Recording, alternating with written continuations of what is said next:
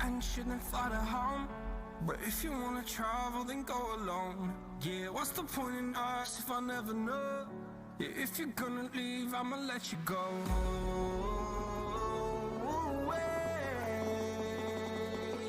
I'm tired of the pain. Go away. I'm tired with yesterday. Harder, harder.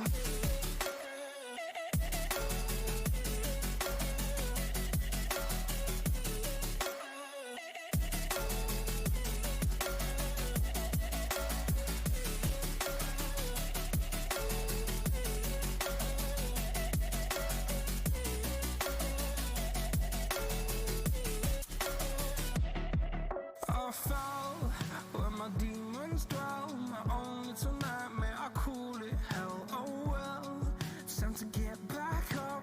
Climbing and climbing, I'm done with this ride, is what I tell myself, so I could feel something else. Yeah, I guess I had my bad days, but it doesn't mean I lost my style. Darling, where were you when my heart was on the ground? I thought time would prove that you would stick around. I guess time stood still, a king without his crown. Now I'm breaking and you're faking, girl. You never made a sound. Oh, wait, I'm tired of the pain. Go away. I'm tired with yesterday. Harder, harder.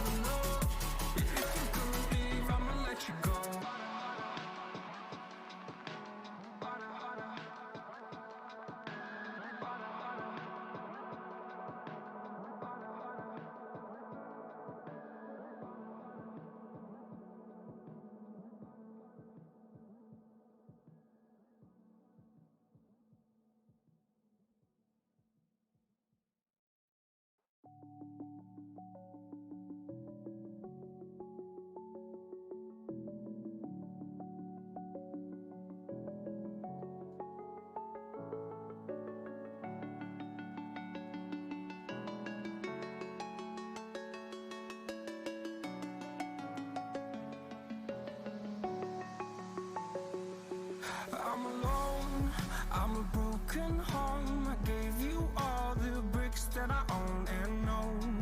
I'm letting go, I'm breaking these walls down, breaking these walls down. If you want adventure, then fly to home.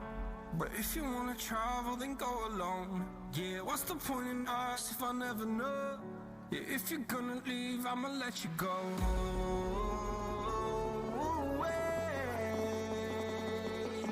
I'm tired of the pain. Go away. I'm tired with yesterday. Harder, harder.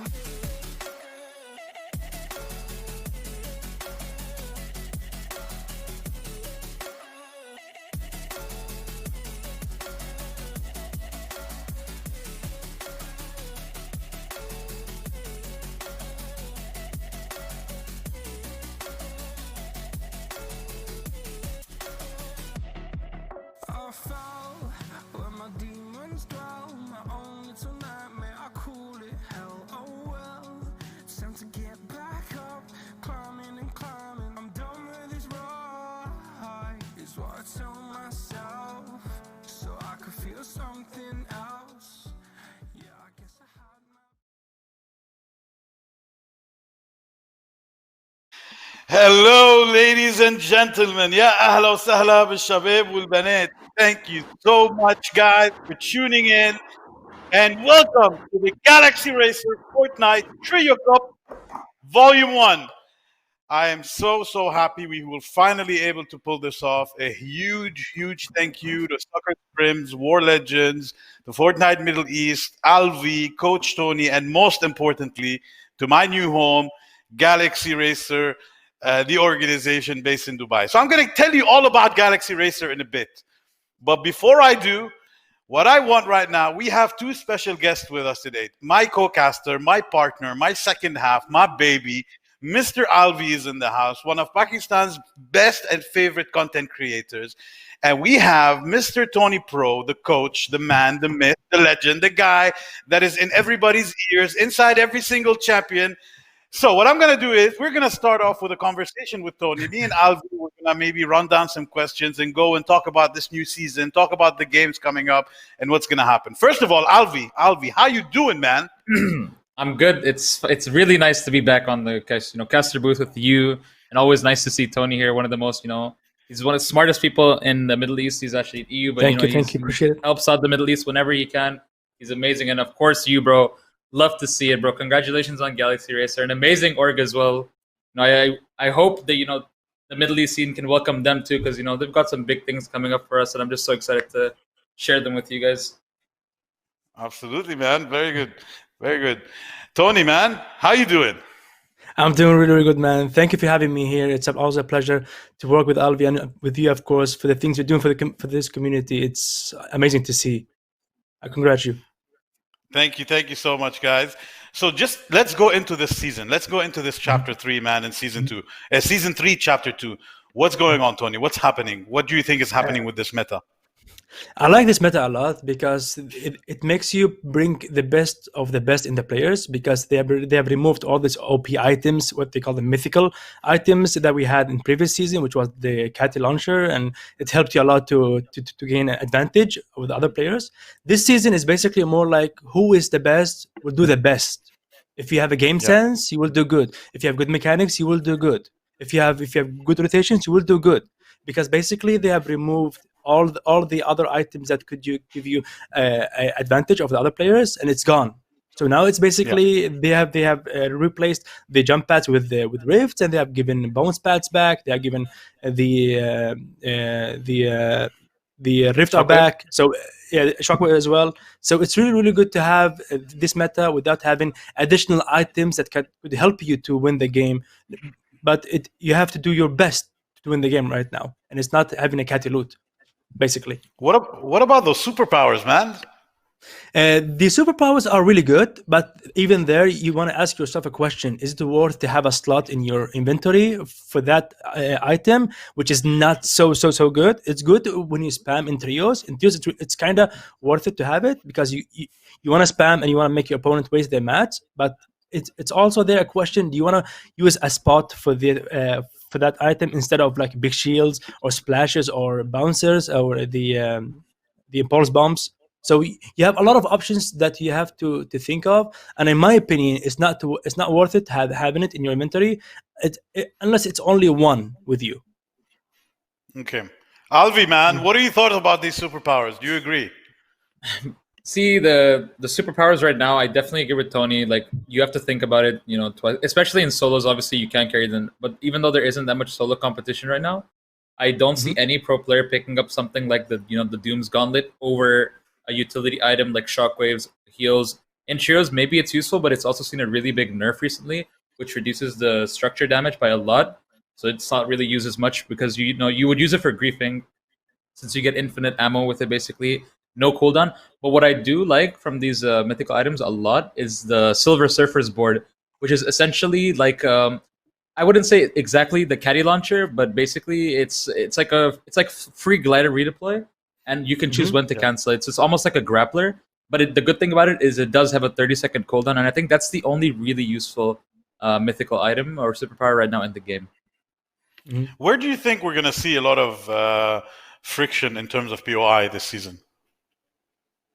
Right now, to be honest, I think it's going to be in the Stark Industries and Doom's Domain. Stark Industry because of the henchman chests that give a actually have the pump, the epic pump, and the Yeah. epic Oh Stark yeah. rifles, which are, in my opinion, probably the most broken assault rifles in the game right now, without a doubt. 70 to headshot, it's basically like the old Scar.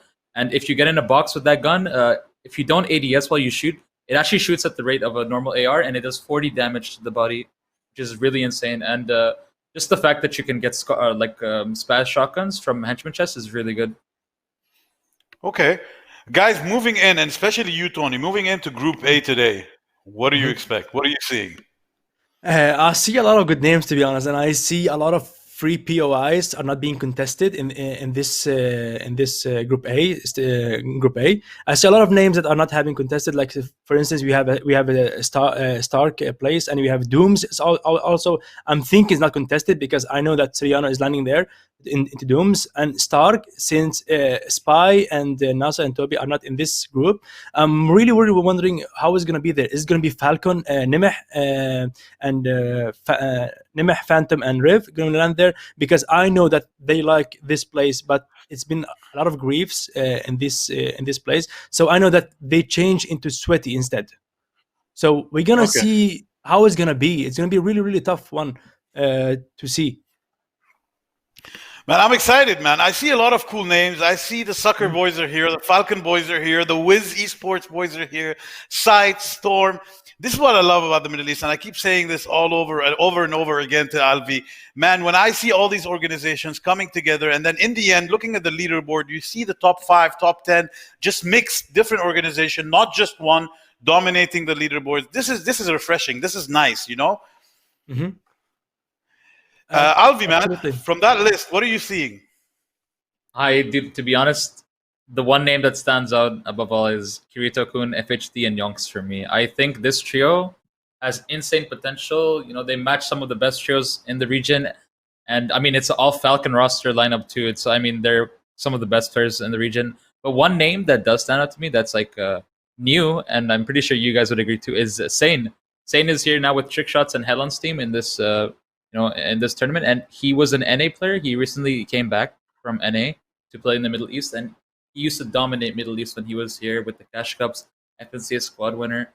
He's back now, and not only does he have the knowledge from NA that he gained, his mechanics are something else. And I really think he's one of the best fraggers in this region right now, and I can't wait to see what he's going to bring to us this game. Mm-hmm.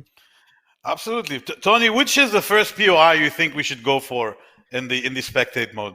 Where should we go?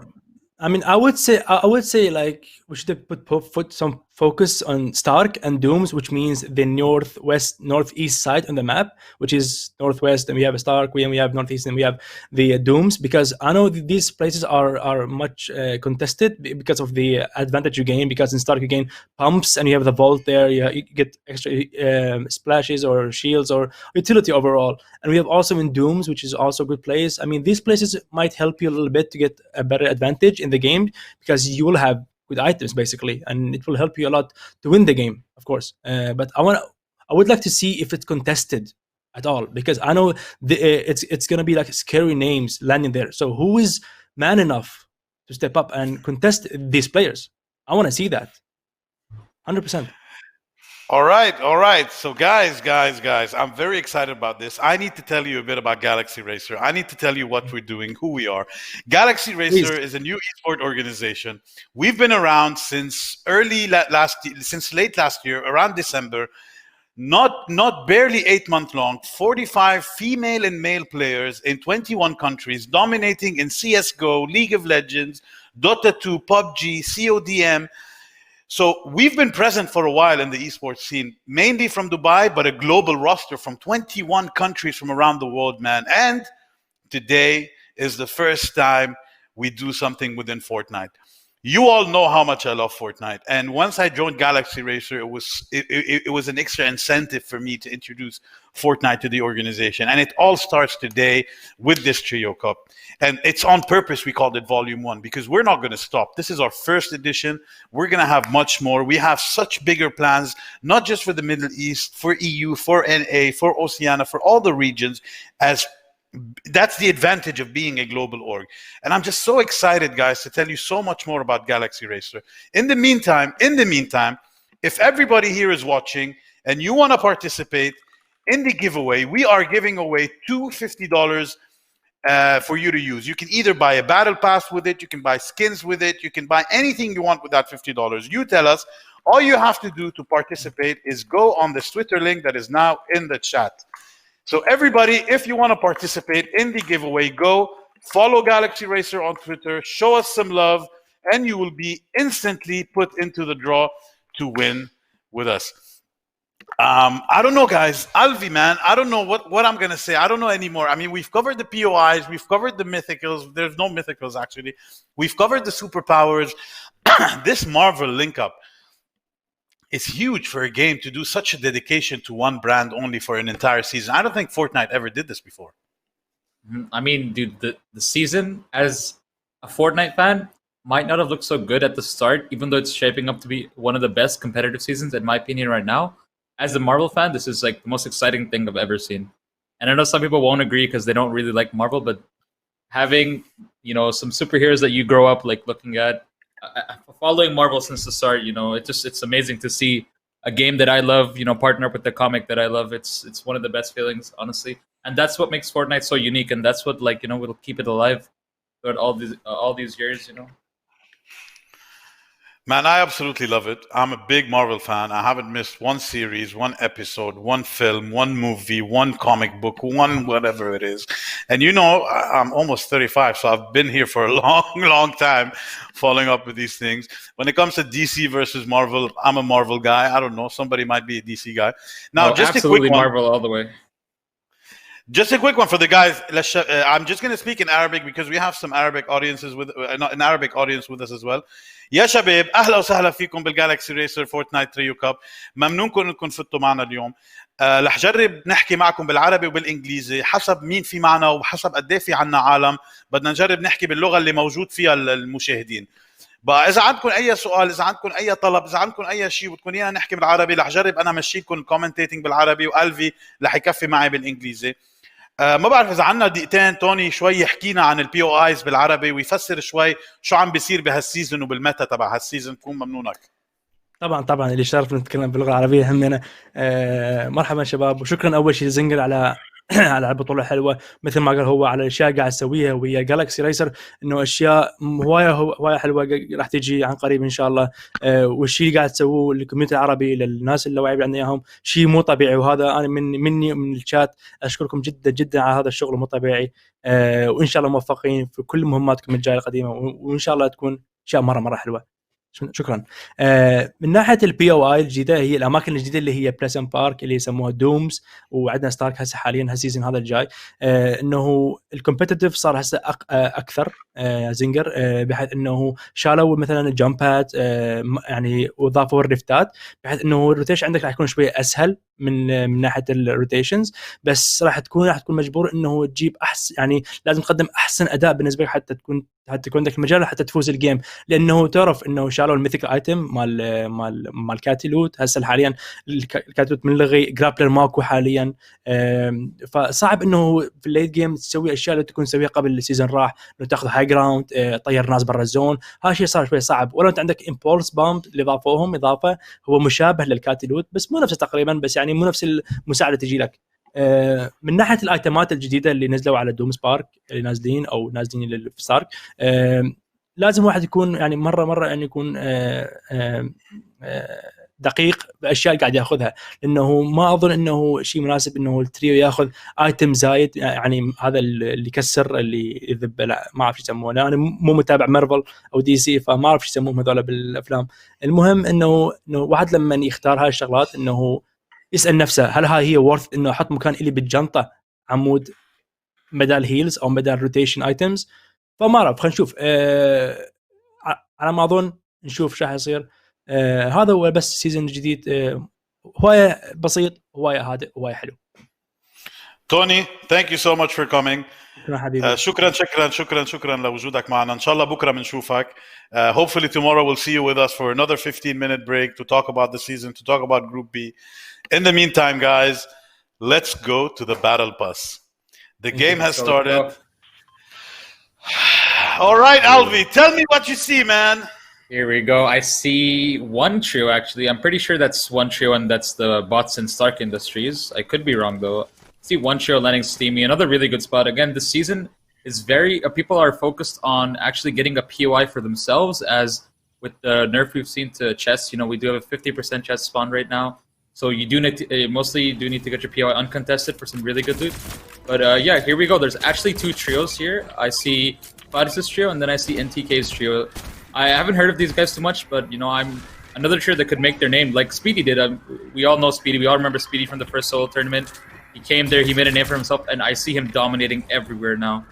So yeah, a Stark fight. Looks like this team took control of the building that controls two henchman chests. There's a total of 3 henchman chests that aren't in the vault in Stark.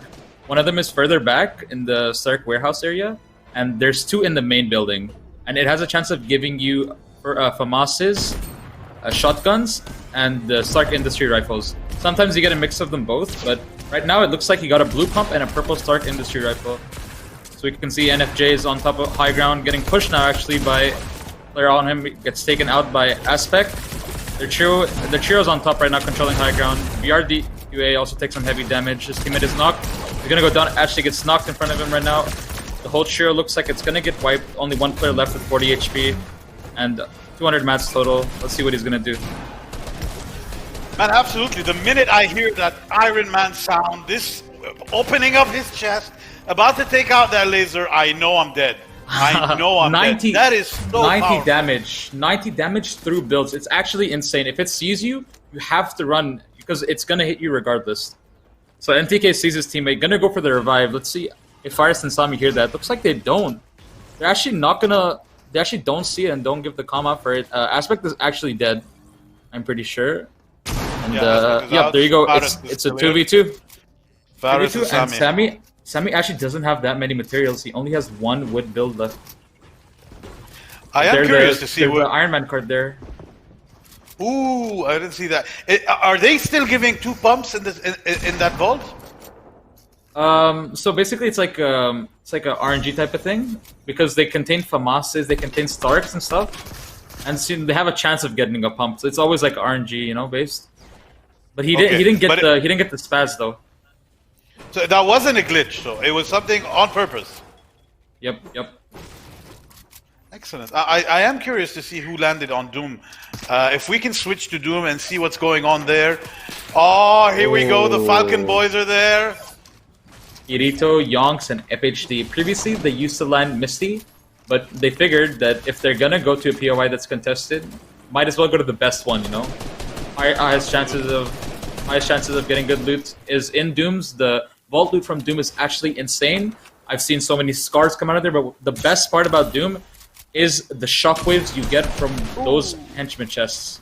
Oh, Kirito takes a heavy shot. He's actually aggroing hard right now in Doom's domain. He's on the small broken house. Let's see if we can find the player. There's also henchman chest spawns here in these buildings ever since it became a mythic POI.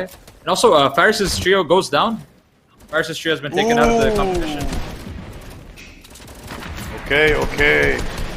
Man, the Falcon boys have made a great impression since coming into Fortnite just a couple of months ago. Absolutely. I mean, they picked up some of the most promising talents in the region, and what I see right now, Kirito-kun actually takes out Abu Fala, or FHD takes out Abu Fala, and it's Unit's trio, Unit, Soriano, Abu Fala, against FHD, Yonks, and Kirito, and looks like it's a 3v1 now, and Unit has been spotted. The Boogie Bomb goes out, but it doesn't connect. Oh, they find Unit, Boogie Bomb, take him out. GG's to the FHD boys, FHD, Yonks, and Kirito taking out Unit's trio. I didn't see Soriano at the start. He might have disconnected or he died off spawn in a chest trade.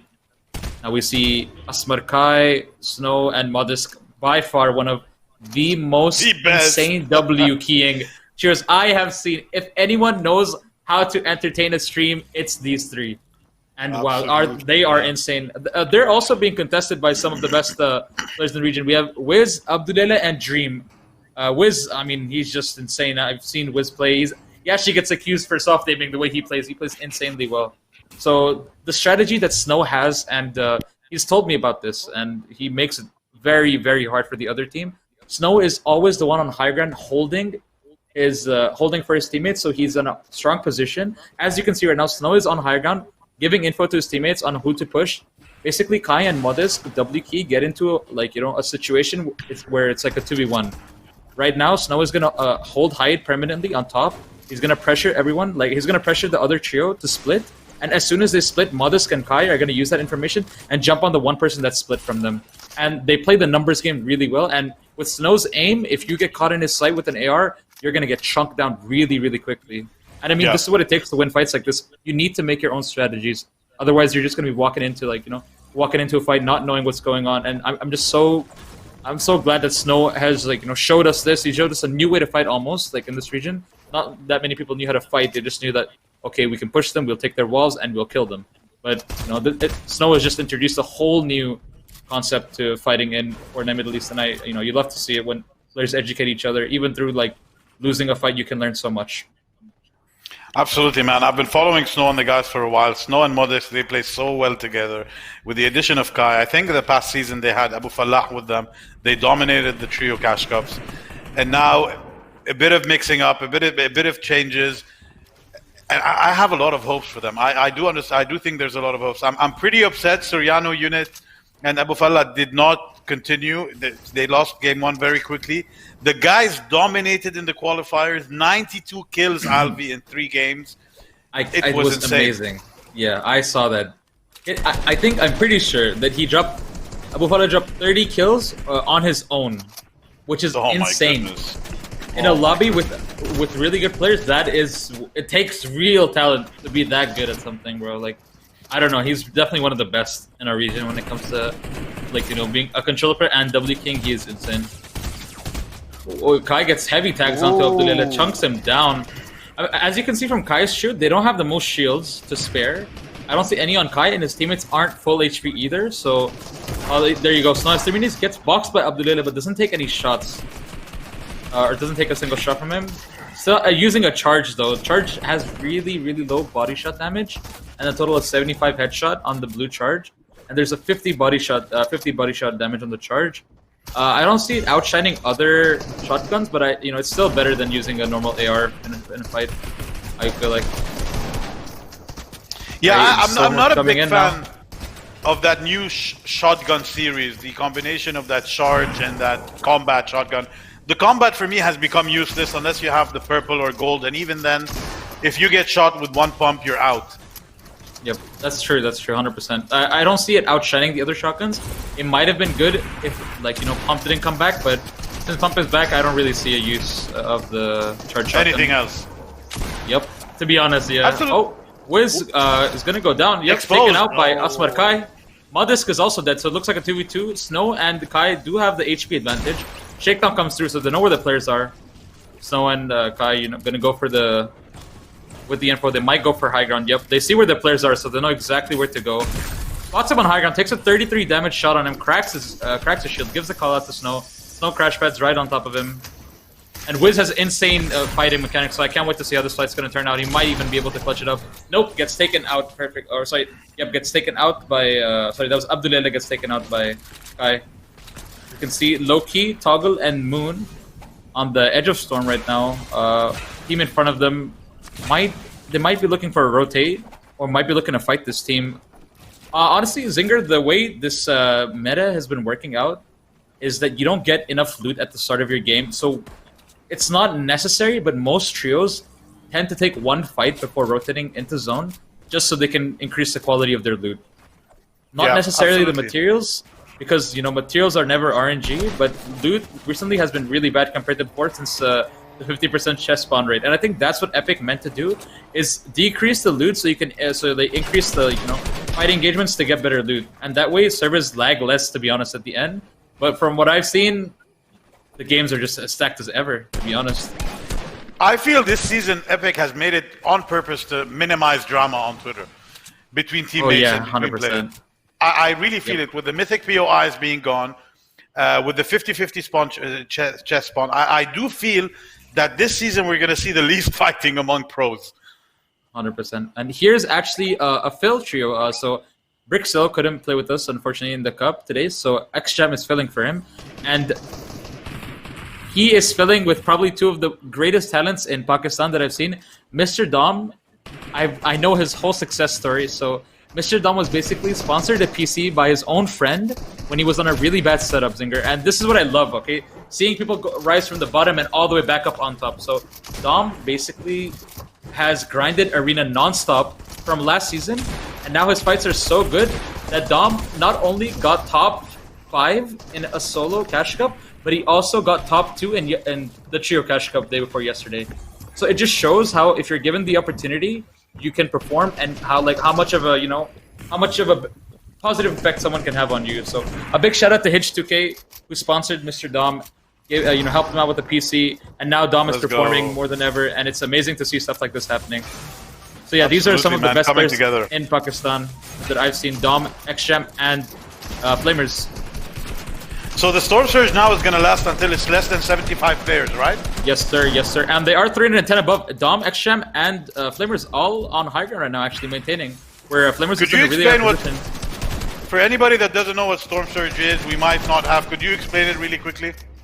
Okay, so basically Storm Surge is a mechanic that Epic Games has used to ensure that games do not go beyond like 90 people end game. So because that would honestly it would make the servers really, really hectic. So what they've added is think of it as a player limit. Okay, so with the first second zone coming in now, the first zone second zone coming in, there's a damage counter that you see that says 301 above right now. So right now it shows 700 above for Laser Shooter Trio. Basically, the more damage you do, the more Storm Surge you have. And if you don't have enough Storm Surge, if you are below, you started getting tagged. And the moment you start getting tagged, the comms just go crazy. Oh, as we can also see, Flamers takes out Laser Shooter actually in the fight. So this fight might conclude quickly, and Dom gets hit hard though. So basically, Storm Surge is in the game to reduce the amount of players through non-fighting. Basically who don't fight enough, who camp, who don't look for damage a lot, and basically, that basically narrows down a lot of players. Well, XJam actually gets finished by Meza. Flamers and Dom both alive still though. Bandage cannon right next to them. Flamers goes for the 50-50 onto... Is that Lo-Fi? Yes, looks like it is. There you go, Lo-Fi taken out, man. Yeah, XJam gets taken out, unfortunately, but his trio clutches up for him. Very nice, man. I like it when I see a stacked game, and technically speaking, this is stacked so far. Yep, 100%, 100%. Because we see Surge in the first zone, and honestly, that's what we see with tournaments that have prize pools in them. And in Elite Practice, we see a Storm Surge in the first couple zones, because people know what's on the line, and they want to win it. And it just shows they start disengaging from their spots.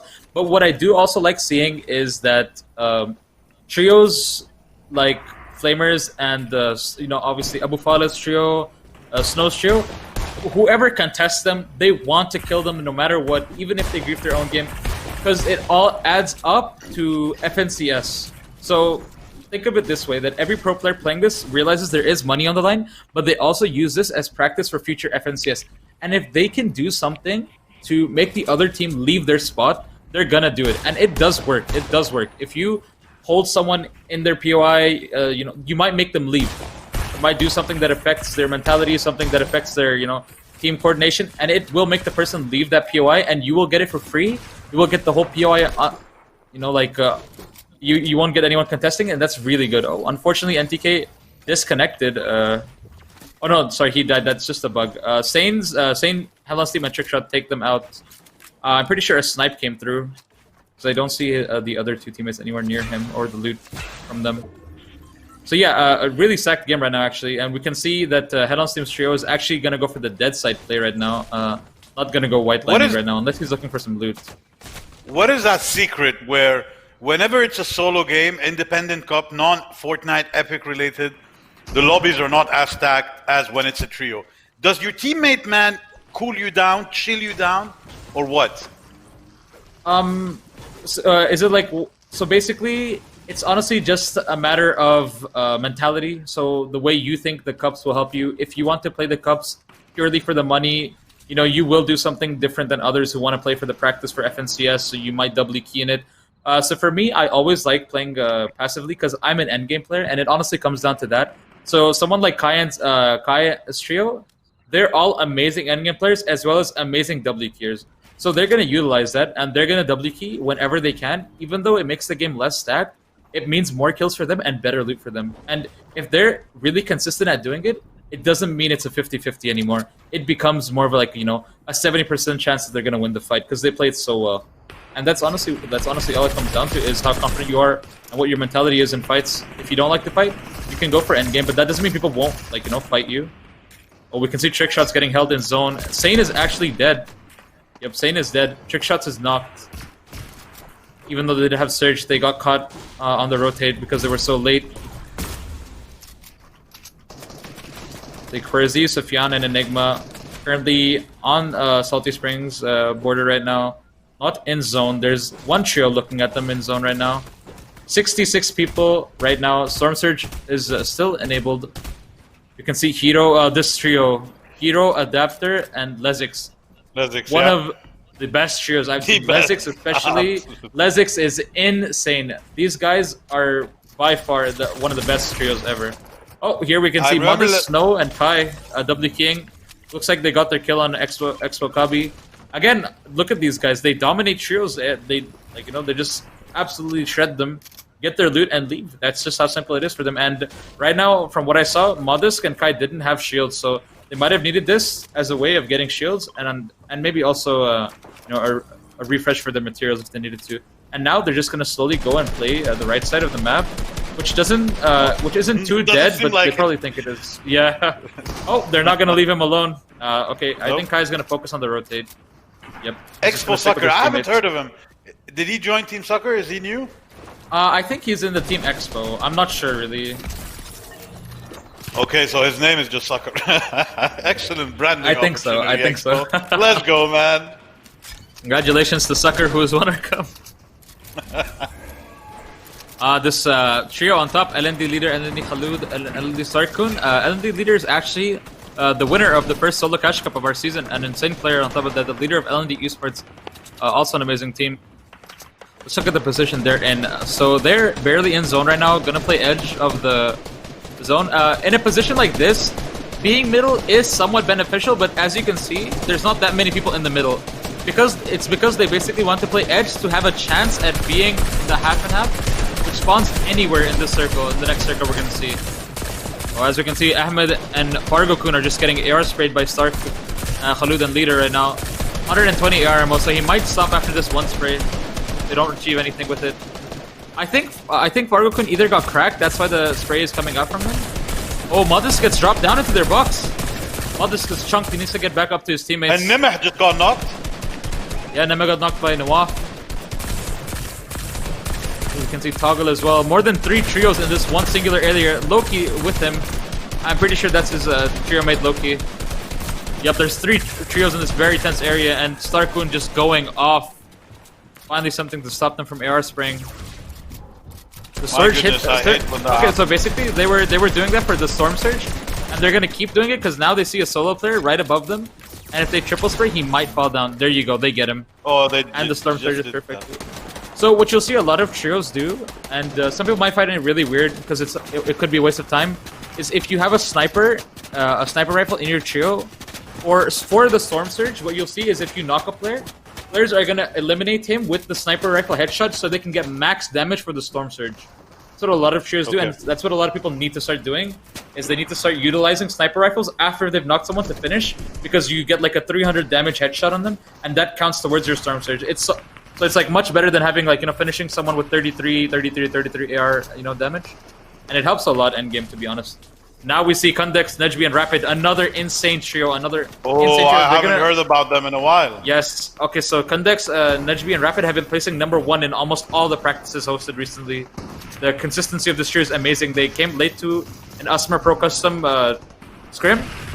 They missed 1 game, and then they won all the other games afterwards and came #1. Every single game they won. Oh, so the Tommy actually takes out Modest and Riser. So that's 2 different trio members. Now he's rotating into zone, but he's really late. Gets taken out. Gets focused, man. Yep. Here we see 41 RV, players Virus, and remaining, Nama. man. Yep, RV in a solo situation actually right now. In a decent spot though, still. Unfortunately, Nama and Virus not with him, but looks like Virus does have a single kill, so could be something to play off. As long as he gets good placement, this could be a really good game for him. Yes, remember today the top 50 will advance to the final happening on the 21st of September. So I think they need to capture as many points as possible. It's only 3 games. Absolutely. This is number 1. 2 more to go. I can see Falcon, Fahad, and Yonks. Falcon, Yonks, On and the Fahad high in the top. ground. Yes, sir. They dominate on high ground. So this is Doom's loot. And I told you about the shockwaves, and look at the loot. He has an epic pump, 3 chug splashes, a golden sniper rifle, a scar, 6 minis, and his teammate has similar loot with 6 shockwaves. Oh, the charge pads come out now. Looks like the players are going to get a free rotate right now. So the crash pads are really good for rotations, but they also leave you very vulnerable. Since you can't build mid-air, it's a really good opportunity for players on high ground to laser you, like FHD is showing us right now. Cracking every single player he sees. The tarp is already built for him. He's just going to get ahead. As you can see, Kundex, Nejbi, and Rapid right next to them. Second high ground. Get blasted down by the Doom's Gauntlet. Dexified Wagner also in a really good position right now. Unfortunately, Hyperx Pro is eliminated. FHD's team just raining hellfire. Moment. Exactly. FHD's trio is just raining down with that LMG as well. 220 ammo on that and 100 total ammo in the magazine.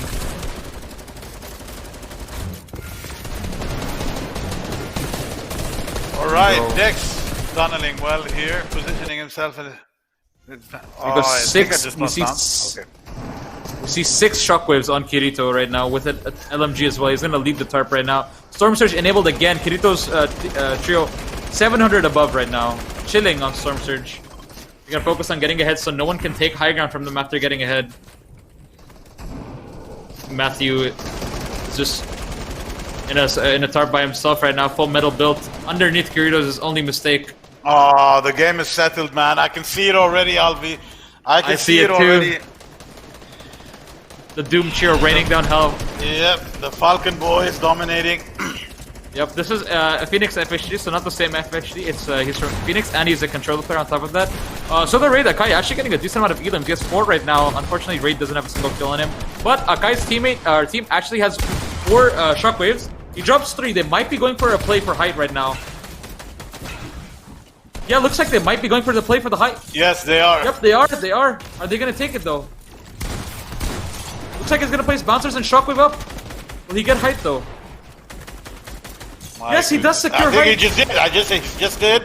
But he's gonna get focused by all 3 players. Yep. So Sol is out. But he does. Barely alive with 11 builds, 10 builds now on him. Oh, unfortunately they couldn't claim height, and because of that, they get punished. Great knocked and Akai's alive, but with not that much HP. Rapid takes out Alpha Fessel. Again, Kundek's dead, but Nejbi and Rapid can still make the most out of it. Only 1 build though on Rapid. Takes out Nejbi. Oh, what a shot! Asmar Akai taken out by Rapid. Quick shot to the face, takes him out.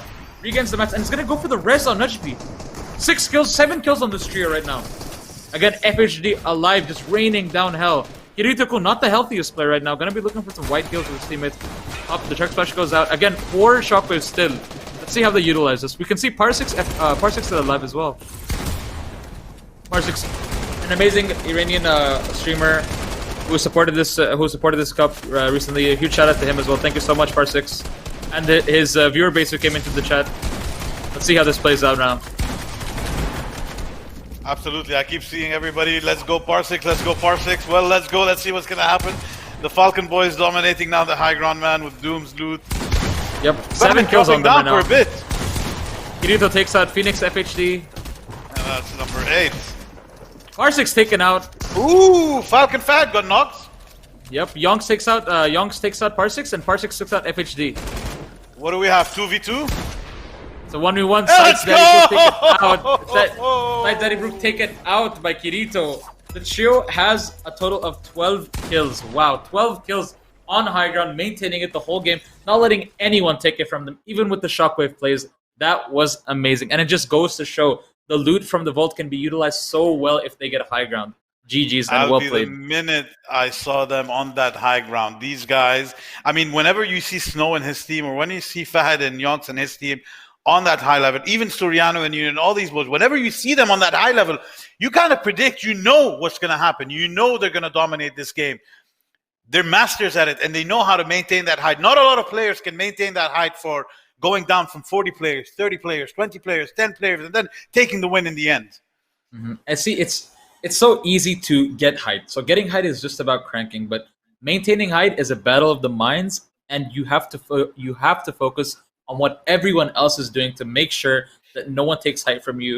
And that's exactly what FHD's trio did. They made sure no one took height from him. The second someone went for the play, they all got together and absolutely smashed the competition out of the way with that LMG, the Doom's Gauntlet. They actually opted to pick the Gauntlet with the cooldown, which basically it insta blows up brick and wood, not metal. It used to break metal.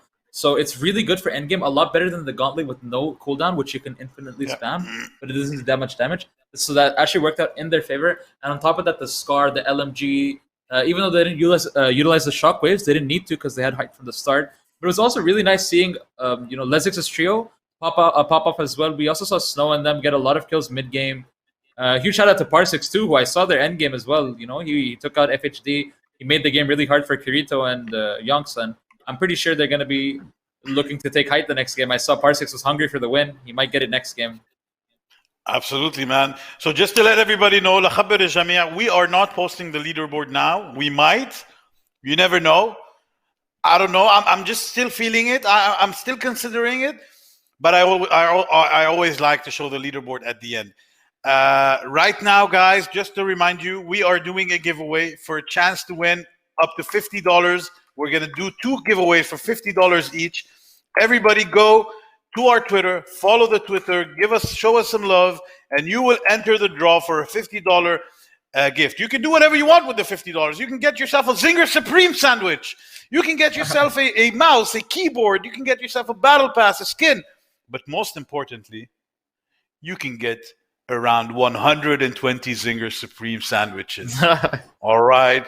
This is not sponsored by KFC, but if anybody in KFC is out there, our name is Galaxy Racer, and Zinger Supreme is here.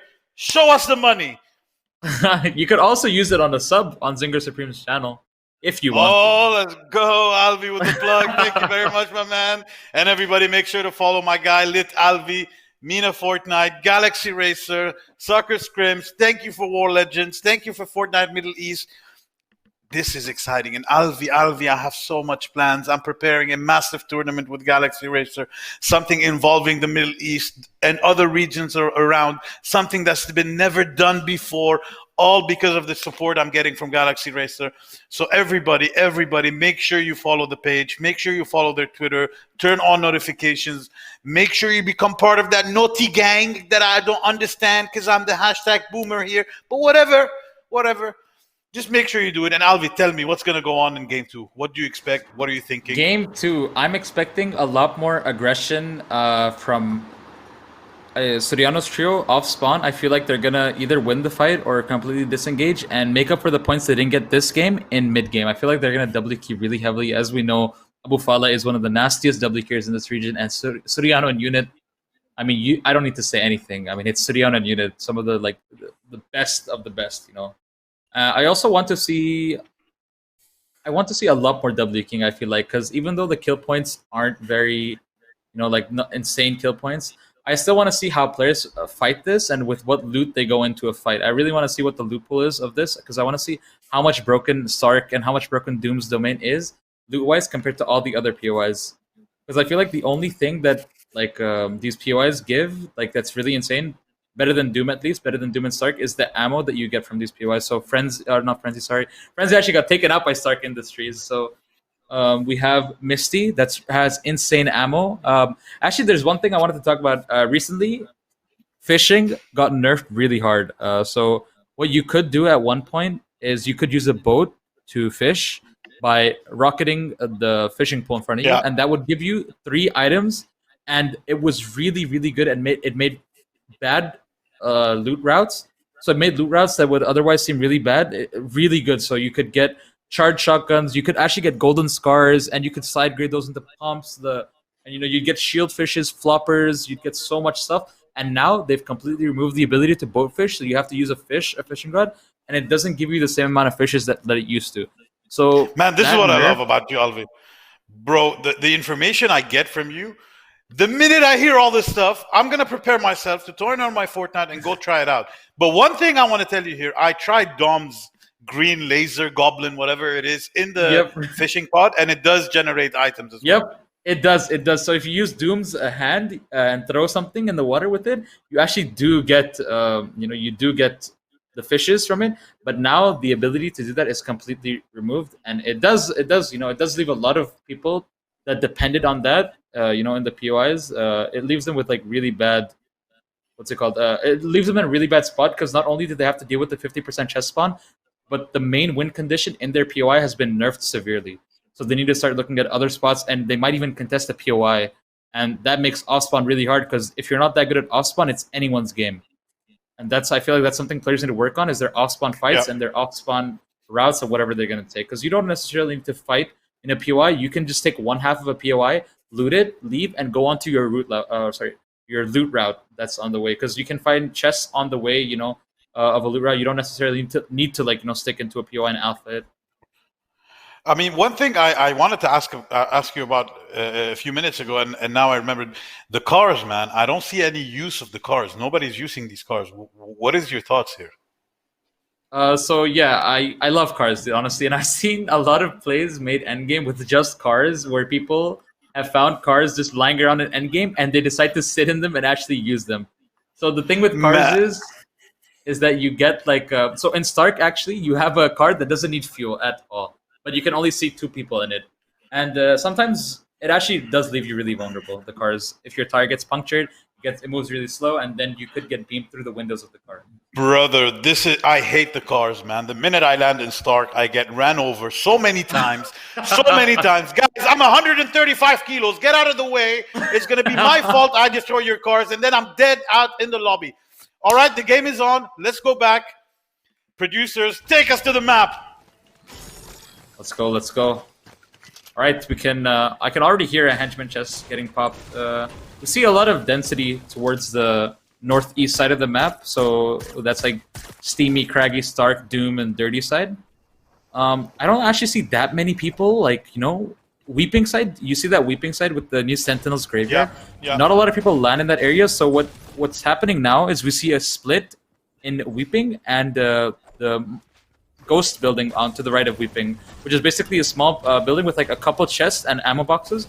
So it does really work out in his favor since he doesn't have to worry about anyone. Now we're right on Soriano, who lands in the Doom's Domain blue house, I'm pretty sure this is. And there you go, already a henchman chest right in front of him. He's going to look for a henchman to pop that chest open because he doesn't have the best loot right now, just the AR and a medkit. A statement is happening today. I think between the Falcon guys and now Soriano's team, a statement is being made about this drop, man. About this POI. 100%. I can 100% you have to claim it. There's no way that you can just split Dooms, because there's one thing in Dooms that everyone wants, and it's the big vault and everything inside of it. So look, as you can see, Bufala is going to open the henchman chest in this house. I feel like the win condition in Dooms is either to kill the Dr. Victor, which is the boss of this area, and get the vault really quickly, or to get the henchman chest. We can see Aspect left alone in a 2v1 situation right now in Stark Industries, alone. His teammates both dead off spawn. Let's see what he's going to be able to do right now here. If you could go to Stark, because there is a fight going on right now. There you go. Aspect alone right now. 4 builds to his name. The other team completely healthy. Ooh. Aspect takes a lot of fall damage going down. Oh, this could be tough. This could be tough. Iron Man's still alive. If Iron Man could help out Aspect, that'd be really helpful. Actually, I feel like there is more than one trio. Is there? No. Oh, Iron Man right in front of him. Tony, no, he might take him out. He got out of the... I'm telling you, the minute he opens up that Superman chest... God. That is it. I am out, bro. Okay, so Aspect has decided to completely disengage from the fight, and he's in a pretty rough spot, and the other team is going to focus on the rotation. Aspect is completely just going to get out of here. He knows that it's not worth it to take a 3v1, especially when the other teammate is going to arrive. Now we go to Matthew in Portal Castle. Gets double dinked by the other player. He's going to get pushed now. R6 and DT Clutcher. Nowhere to be seen. Ooh, Matthew gets taken out. Getting lasered with the SMG. R6 popping a big shield right now. Opposite side of Clutcher. Oh, there you go. Taken out. R6 in a really tough spot again. Another disengage coming through. He does have a decent amount of metal, but he's still going to disengage this because it is a 3v1. He is getting pushed. 150 materials. 150 HP. The crash pad doesn't really come through for him. Gets tagged by the scope there. Oh, there you go. He is lasered now.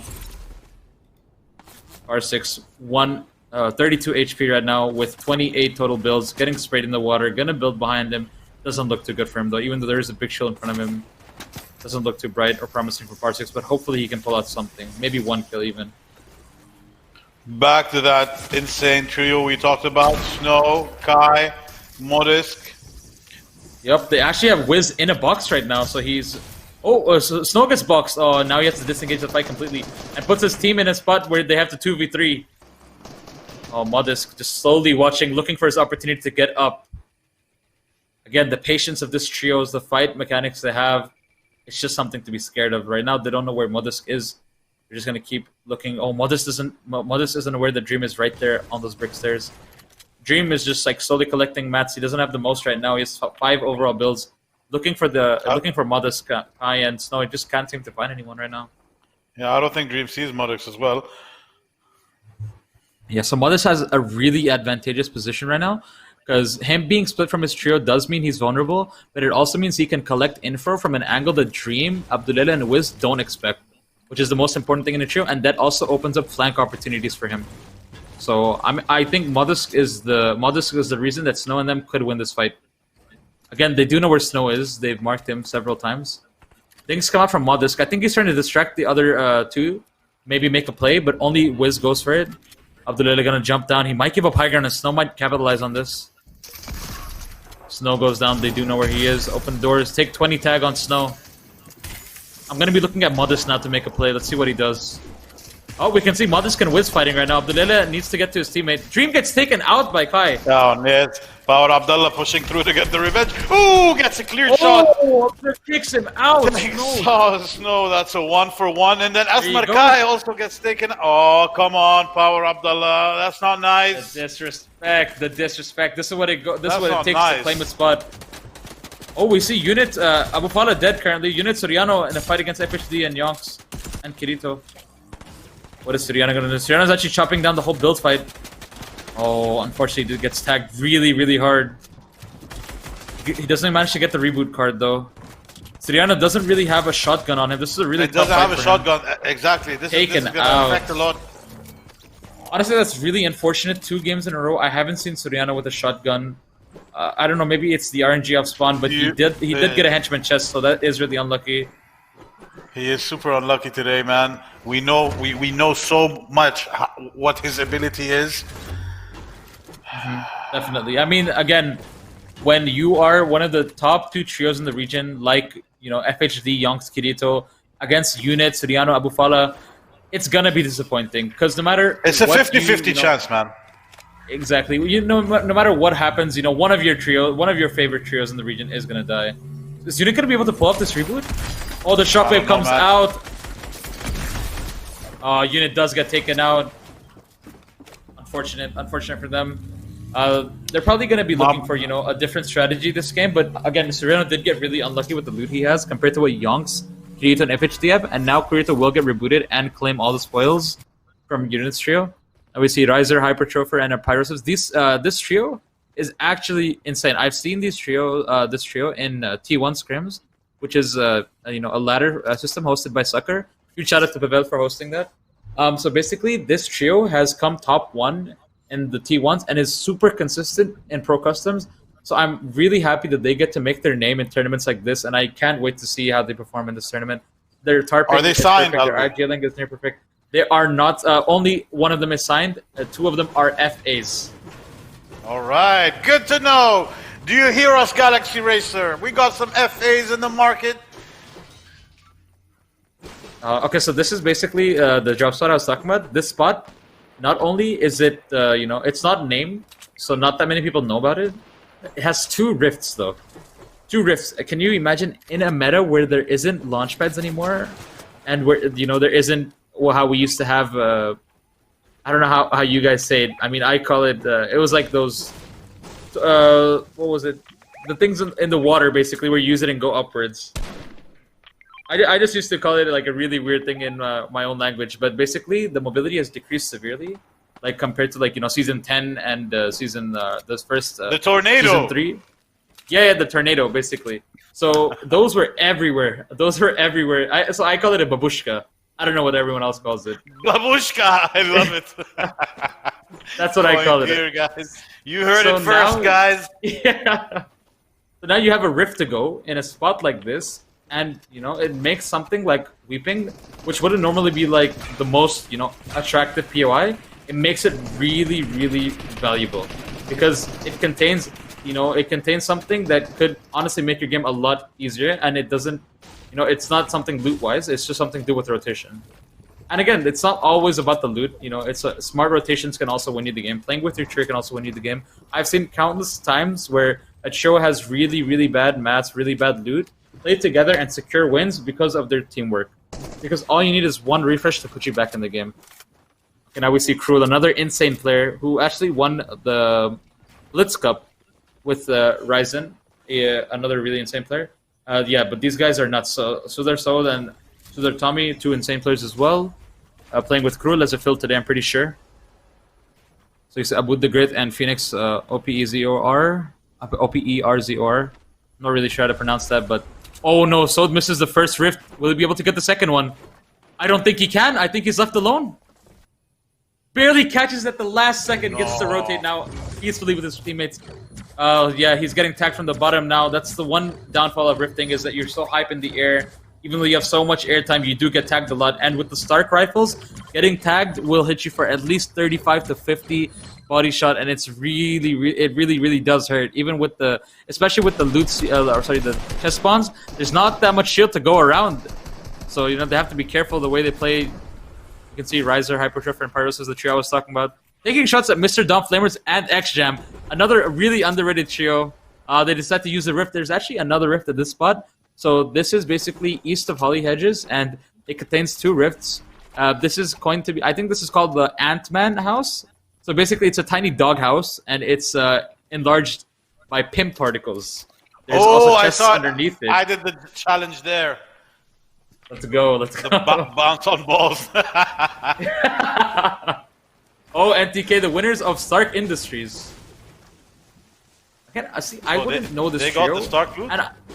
Yep, they did. I don't know this trio, right? So here's one thing I'm pretty sure that will happen, and I want you to watch for this, okay? This trio, even though they could be the most insane trio in the Middle East, they don't have a name for themselves. I think next game they're gonna get contested by a trio that hasn't been having a good off spawn. Even though they eliminated one of the best trios in the game, Aspect Sammy. I still feel like they're gonna be underrated because they don't have the clout that other players have, and I think they're gonna get contested. I think that's what's gonna happen here. Okay, so now we see Faisal, the big Tamimi. I don't know if that's Asfar, to be honest. It could be, and I know of FZ right now in a comfortable position outside of Pleasant, to the west side of Pleasant, in a henchman chest. I'm pretty sure this is the henchman chest house. 60 above in Surge, actually, so they might need to look for some tags. So if they don't get tagged soon, if they don't get damage, what's going to happen is they're going to start getting hit by Storm Surge for 25. All 3 of them. Until there are 70 people alive. And again, this game is really stacked. We can see Nama, RV, and Virus are up on Storm Surge. Sammy, Aspect are down. Interesting to note, Sammy actually revived Aspect. Aspect revived Sammy. He rebooted him. Even though they lost Stark, Aspect grabbed 1 card and he rebooted his teammate, Sammy. Okay, so we can see again, Expo Sucker down in damage. Sammy is still down in damage. J3XR down in damage. Asmarakai's team is good though. Here you go. We see Aspect even after they lost Zinger, even after they lost their spot, even after they lost in Stark, look at his loot. He lost Stark Industries, by the way. He lost it. He didn't win Stark. And look at his loot. Even at a mythical POI, this is your loot even if you lose. Even if you're in a bad spot. Your loot is really good. Yeah. And that's one thing that makes these spots so valuable. Okay, Pyros' trio actually gets taken out by Abu's trio. ATR Riser and Hypertriffer are dead. He has 6 crash pads and 2 shockwaves to get away from them, which is what he's going to do. He's going to disengage completely. Even though they were really good on damage, I feel like Abu's trio was really low on damage. That's why they double keyed. They could get Storm Surge and also get some refreshes and some materials, some shotguns that they need to upgrade. Aspect's going to pop all of his mushrooms, get up to 175 HP. This is really good because if you stay at 150, the thing in these lobbies are, Zinger, if you get tagged and get cracked, you are the Yeah. main attention, and everyone's gonna be looking at you. Yeah, And exactly. if it means using one more mini to make sure you're not like, let's say you're at 130, okay, and you're like, okay, I need to maybe save my minis. I don't have that many. Think about it this way: if you get dinked once, the game is over for you because you're gonna get sprayed by the whole lobby. Everyone wants that kill, and no one is gonna like let it go. Just all they're gonna do is spam one magazine, and if they can get a kill from it, they'll do it. But imagine how much magazines the whole lobby is gonna have, you know, if they're looking at you. It's not just one magazine anymore. Absolutely. You can see J3 is getting hit by Storm Surge right now because he did not get enough damage. And since he has no heals, even though he has good loot like an epic pump, he's gonna die. I think. Oh no, Storm Surge actually just goes down. Yeah, So, it just went because down. there's 69 players. 69 players, so J3 stays alive. Even though he doesn't have that many shields, it still means he could clutch some placements for his team. Okay, so we see Helan's team get dinked by Adapter. His trio teammate, Sane, is actually knocked right now. Looks like they just finished the fight. Maybe he can get some 3 points, but wow, he gets tagged really heavily by... I'm pretty sure that's Lezix behind him. Tagged him with the scope. Yeah, the scope there is hit really hard. We see Yonks. I'm pretty sure they just killed Aspect and Sammy. I'm pretty sure they just killed Aspect and Sammy because not only do they have an like a uneven amount of kills for, so they cleared one trio, right? They cleared one trio, so they got 3 kills from that, and then they got 1 kill extra. So yeah, so they killed Aspect, and they got his pump and his AR. Okay. And then the Sammy is probably trio dead is from another Mariana trio. unit. Yep. So that's they have a total of 4 kills. So they got 1 kill. That looks a lot like Aspect's loot that he had. Yeah. So Sammy is either dead right now or playing as a solo. Again, it's never over until you are dead and in the lobby. You could always make something happen. Yeah. RV again. This is a trio that you really like. Nama, RV, and Virus. Absolutely. Yep. There you go. Sammy alone and alive right now. I mean, if he can pull it off, maybe if chat could support him, if you guys could spam Sammy with hearts, maybe he could do something, boys. Maybe he could do Hearts something. in the chat, boys. Spam some hearts for Sammy, boys. Let's see if he can do something, if he can clutch up. Yeah, so the new Portafort actually leads... There's a lot of outplays possible with the Portafort. Now that people are actually utilizing it. What happens with Portaforts is if you throw it right next to someone's box, the Portafort instantly forms and it places a metal wall in the box of the other person. So basically, all of a sudden, there's a wall in your box that isn't yours, you know? It becomes the Portafort's wall, and you can edit that same wall and go for a peek. And the same thing can apply to when you throw a Portafort right above someone's platform. That platform becomes your platform. Okay, so that's how we're going to see this used. Yes, or you could just use it for instant high ground to drop people into your boxes as well. So if you look at it this way, the Portafort goes like, you know, upwards as well. So if there's someone right above you, you throw a Portafort on you, they could fall into your box as well. Okay. Yeah, I don't think it's going to be used much as a high ground mechanic. I think you're going to get focused too much.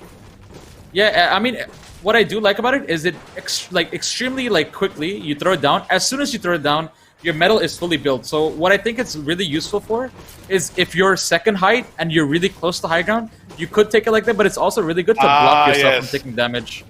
Absolutely. It's like think of it as like an instant high ground method. Yes. But you still have to you still have to get up towards it. Even though you throw it down or you throw it on yourself, you still have to get up towards the top of the Portafort. You could even give another team a Portafort if you just throw it randomly. Here we see Expo Sakura, Expo Kabi, Expo Peace. Again, not sure that we don't know, but look at them. They're endgame, and there's a lot of players that aren't endgame that we love to see. Unfortunately, they die off spawn. It looks like Expo Sakura, Expo Kabi, Expo Peace played it perfectly. Now they're going to be rotating and making it to endgame, even though they're below on damage. We can see Hero, Lizix, and Adapter are actually above by only 100, so they might look for some, they might look for a kill right now. They are together. Oh, looks like Hero's going to get sprayed a lot. Who's above them? I'm pretty sure that, that's Meza. I don't know who Meza's trio is, but I know Meza is the same player. So Lezix, Hero, and Adapter right next to each other. Again, this is how important playing together is. They're just going to stick together, and whatever they face, even if they get hit by Storm Surge, they're going to play together. Because the best chance of winning in trios, obviously, is to play with your trio members. Meza is really low HP, and he's below. So Lo-Fi and Meza are probably going to look for a kill right now because they have the least HP in their trio. Oh, Lo-Fi gets taken out by Hero. Amazing shot by Meza. Or sorry, amazing shot by Lezix and Hero. He's gonna throw him over to Laser Shooter to get the reds. This damage feed on the right. Oh yeah, no, it's really, really useful. Huge shout out to War Legends for integrating it to the, to the hosting, or to the production bench. It's really nice. It's really nice. Okay, so Meza just again, he's just gonna harass the players in front of him. The Storm Surge, he's 11 above right now. It's still something to look at. I mean, the angle Adapter is sitting out on is such a tough angle. Oh, the Boogie Bomb comes out! Again, dude, the Boogie Bombs are annoying. They're really, really annoying. They're getting some tags from the Storm. Oh, he's gonna crash bet in. 80 tech comes out. They're still below. They're still below by 80. Laser Shooter not gonna be able to land a single shot on the players in front of him. He's gonna go in. 80 shot again. There we go. In front of a trio. Oh, unfortunately, he gets taken out. Unfortunate. Lezix, Hero, and Adapter take out Lo-Fi, Meza, and Laser Shooter. They're gonna go for the Shockwave now as well. Colleen Shockwave gets them all into zone. Crash bets come out now perfectly aligned now to get them into zone. BRD QA. This is the trio that did win Stark. That Shockwave is such a World Cup memory trigger for me. Yeah, it really is. And I mean, it was honestly one of the best rotational items because it still required some sort of skill. Like, you still had to have some sort of knowledge with it. And the best thing about it is there's so many ways to strategically use it. So you could use it to high ground, you could use it to exploit into a box, you could also use it to get to zone. And there's actually a new strategy, Zinger, that's been adapted to, and it's the Bouncer Shockwave strategy. So as if it wasn't enough to use a Shockwave, if you are in a 1x1 box without a pyramid, because if you do place only a pyramid, you won't go anywhere because you'll just bounce around your box. If you have a platform on top of you and a bouncer underneath you and you throw a Shockwave while you're bouncing, you're going to go really, really high. And that's with the bouncer effect and the Shockwave boost. So what we see, a very, very common combo is the Shockwave Bouncer combo and also Crash Pad Bouncer combo. And we can also see solo uses of these items, but mostly they're used together. So see, right now, Helon's team is displaying this right now. So a huge, it's a mega Shockwave basically, and it worked out perfectly for them. Do you think Epic knew this when they created this? I think Epic knows everything of what they do, but they never say it. They always want to keep. You think so? 100%. But obviously, they didn't know what the game would turn into. They probably thought the game would be, a fun PUBG type game with buildings, but this is what it's become. Now we see people doing the Mongol Classic and everything. Those various ways of using what they built in ways that I would never have expected unless I was watching somebody super creative using those, you know? You'd never think a building like the pyramids that was so frowned upon back in the Season 3 meta, like if Chapter 1, Season 3 or Season 2, no one thought that pyramids, the actual building, the pyramid building, would be good. And now pyramid is the most important. The pyramid build is one of the most important builds in Fortnite that you can have. It's just the meta and the way you adapt. Now even people have changed. Instead of going for build fights, people went to box fights, and now the way to win is by boxing up people. That's the new meta, is boxing people like a fish. So that's basically called peace control. Yep, it's basically called peace control, and it's when you get people into your own builds, so they're in a really bad spot, and them being in a bad spot basically means you can capitalize off that, and you can play the situation however you want to, since you're in the position of power. So it's not necessarily tagging them for 100 and making it easier to kill them. It's making the game easier for yourself, not for them. Putting them in a bad spot so you can have a better, a better time killing them. Okay, this endgame is really hectic. We see Loki go down, who was actually on height. Alj goes down too. Daddy Baruch is taken out. Our Abdullela is alive. Dream goes down, unfortunately. 5 kills on the trio, actually. Both Wiz and Dream taken out by LMD Khalud. We see Nejbi, Kandex, and Rapid sitting on height with 3 kills. Again, this trio consistent, really consistent. We see the big Sane, Trick Shots, and Head on Steam right now, also endgame, with 8 kills. I think Sane pulled out to pop now as well. The pickaxe by mistake. Yeah, I don't think he meant to do that. I think he meant to place a wall, but he couldn't because there was a pre-edited wall on him. So Trick Shot's gonna get the full kill. Yep, Trick Shot's gonna get the full kill. I think he sees he sees the Shockwave behind him. He's gonna go for a flopper play right now. Yep, perfectly played. The shockwave comes out too, sends him right up. He knows he doesn't want to be there, and he's gonna get back with his teammate. Oh, one for edit shot does come out, but isn't enough to take out the big trick shots. Let's see if he can reunite with Sane right now. There he is, perfectly with Sane. So Sane might lead the tarp. We see Tommy, Cruel, and Sold, a trio fully alive, with a total of 6 kills right now. Endgame takes out Flo. Looks like he took him out in zone. Starts up taking player in zone. Takes out. He takes out the raid, I think. No, he takes out. Sorry, he doesn't take out the raid. He takes out Flo. Yep, Cruel's still alive in zone right now. Look at that kill feed, Alvi. Shockwave It's popping off. Yeah, it's just so hectic. Again, we see Whoa, have taken on the high a ground. from Convict, Rapid, and Najmi. Trick Shots and Sane are still alive, so it's a 3v2v2 right now. This is this is insane. I'm actually excited to see what Sane's trio does right now. Everyone gets dropped down. The whole trio is wiped instantly. It's a 3v2 situation. No, it's a 2v2 situation now. The big Sane, the big Trick Shots, and Sane's trio actually had so many floppers. So this could come down to a heal game, and unless Najmi makes a play, this is going to be really tough for Rapid to handle because he doesn't have that many floppers. Because he Trick Shots with 3 floppers right now. I think he's going to give the call off to Sane to drop him all the other floppers he has. Okay, yeah, Trick Shots is making the flopper play right now. Rapid with 1 flopper. Trick Shots pops 1 flopper. Rapid still hasn't popped his first flopper. There you go, pops the other flopper. He has the health advantage on Rapid if he just pops the 1 flopper. Pops the other flopper. He's gonna get the tag and gets the win too. Oh my god, perfectly played. Trick Shots, Sane, and Hell on Steam take our second game with a total of 10 kills. That was insane. Well played by them. Well played by them to get together, stick on low ground, and see it out all the way through. They didn't interfere once with Height. They played their own game. They let Height take themselves out. They played the devil's advocate, and they played it perfectly. GG's. GG's man, the comms in this game. I can just imagine Sane telling Trick Shot, stay back, one or the other. I'm going in. You go from the back. Use those fishies.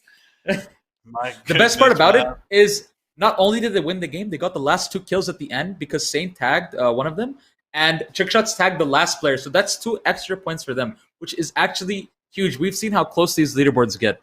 You know, I'm excited to see the leaderboards at the end, bro. Like, even though we're not showing them right now because we don't want to ruin anyone's games, and we also want to build up hype. I'm excited. I think that was played perfectly. It's all in the hands of everybody in the chat. All right? I might be tempted to show the leaderboard if everybody in the chat goes right now to Galaxy Racer Twitter, follows, make sure to get into that giveaway we're giving out. We're giving away $100, $50 to 2 people today. We will announce right after this tournament. So everybody go on Twitter to the Galaxy Racer page, follow the page, show some love. We're going to have so many Fortnite updates coming up, so many news about Fortnite in the Middle East, in Europe, in North America, all around the world.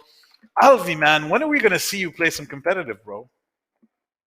So basically, I did want to play competitive this season, but unfortunately, because of some situations out of my control, which is actually family related, and it's it's not sad. It's actually good. It's like a wedding that I've attended to. I can't play FNCS, but again, I've started a new project called Indopak, and I want to basically support the Indian and Pakistani players of this region that don't get to place that often, or because they don't have the best practice. So I basically put them in a situation where they get to play with the best of the best. So I know it's kind of weird that we put Pakistani Indian players who aren't that insane, and now all of a sudden we put them against Suriano, we put them against Unit. But honestly, the best way to learn is to get absolutely smashed by the best, and that's how you learn. Is you have to look at improvement not as like okay, I can learn this, but you can also look at it as a form of like okay, I lost. And I learned this when I lost. I can fix this, okay, and I can improve this, and I can work better on it. This is exactly what my father did to me. I was like, Daddy, I want to go to the pool. He's like, let's go to the pool. I'm like, Daddy, I can't swim. He's like, let's go to the pool. We reach to the pool, and he throws me in the pool, and I'm barely 2 years old, man. That's how you're gonna learn when you're drowning. That's how you learn. That's how you learn. I mean, when you're down, the only place you can go is up. So think about it like that. It's like so it's really nice to see trios like that weren't that apparent like last season now, or sorry, not trios players, because there was no trios last season. So we see names that we haven't seen from last season, and all of a sudden they're at the top, and it's so nice to see that Fortnite is a game that anyone could blow up and anyone could, pop off and anyone could make a name for themselves at any time. All you have to do is put in the work, and that's all it comes down to. It's so easy to pop off, Avli, but it's so easy to get popped out as well. Yes, sir. Absolutely. This game is so... I feel like the players in this game are so emotional, and when it comes to their drop spots, the fights, if you tag them for once, I'm W keying you mentality, all this stuff.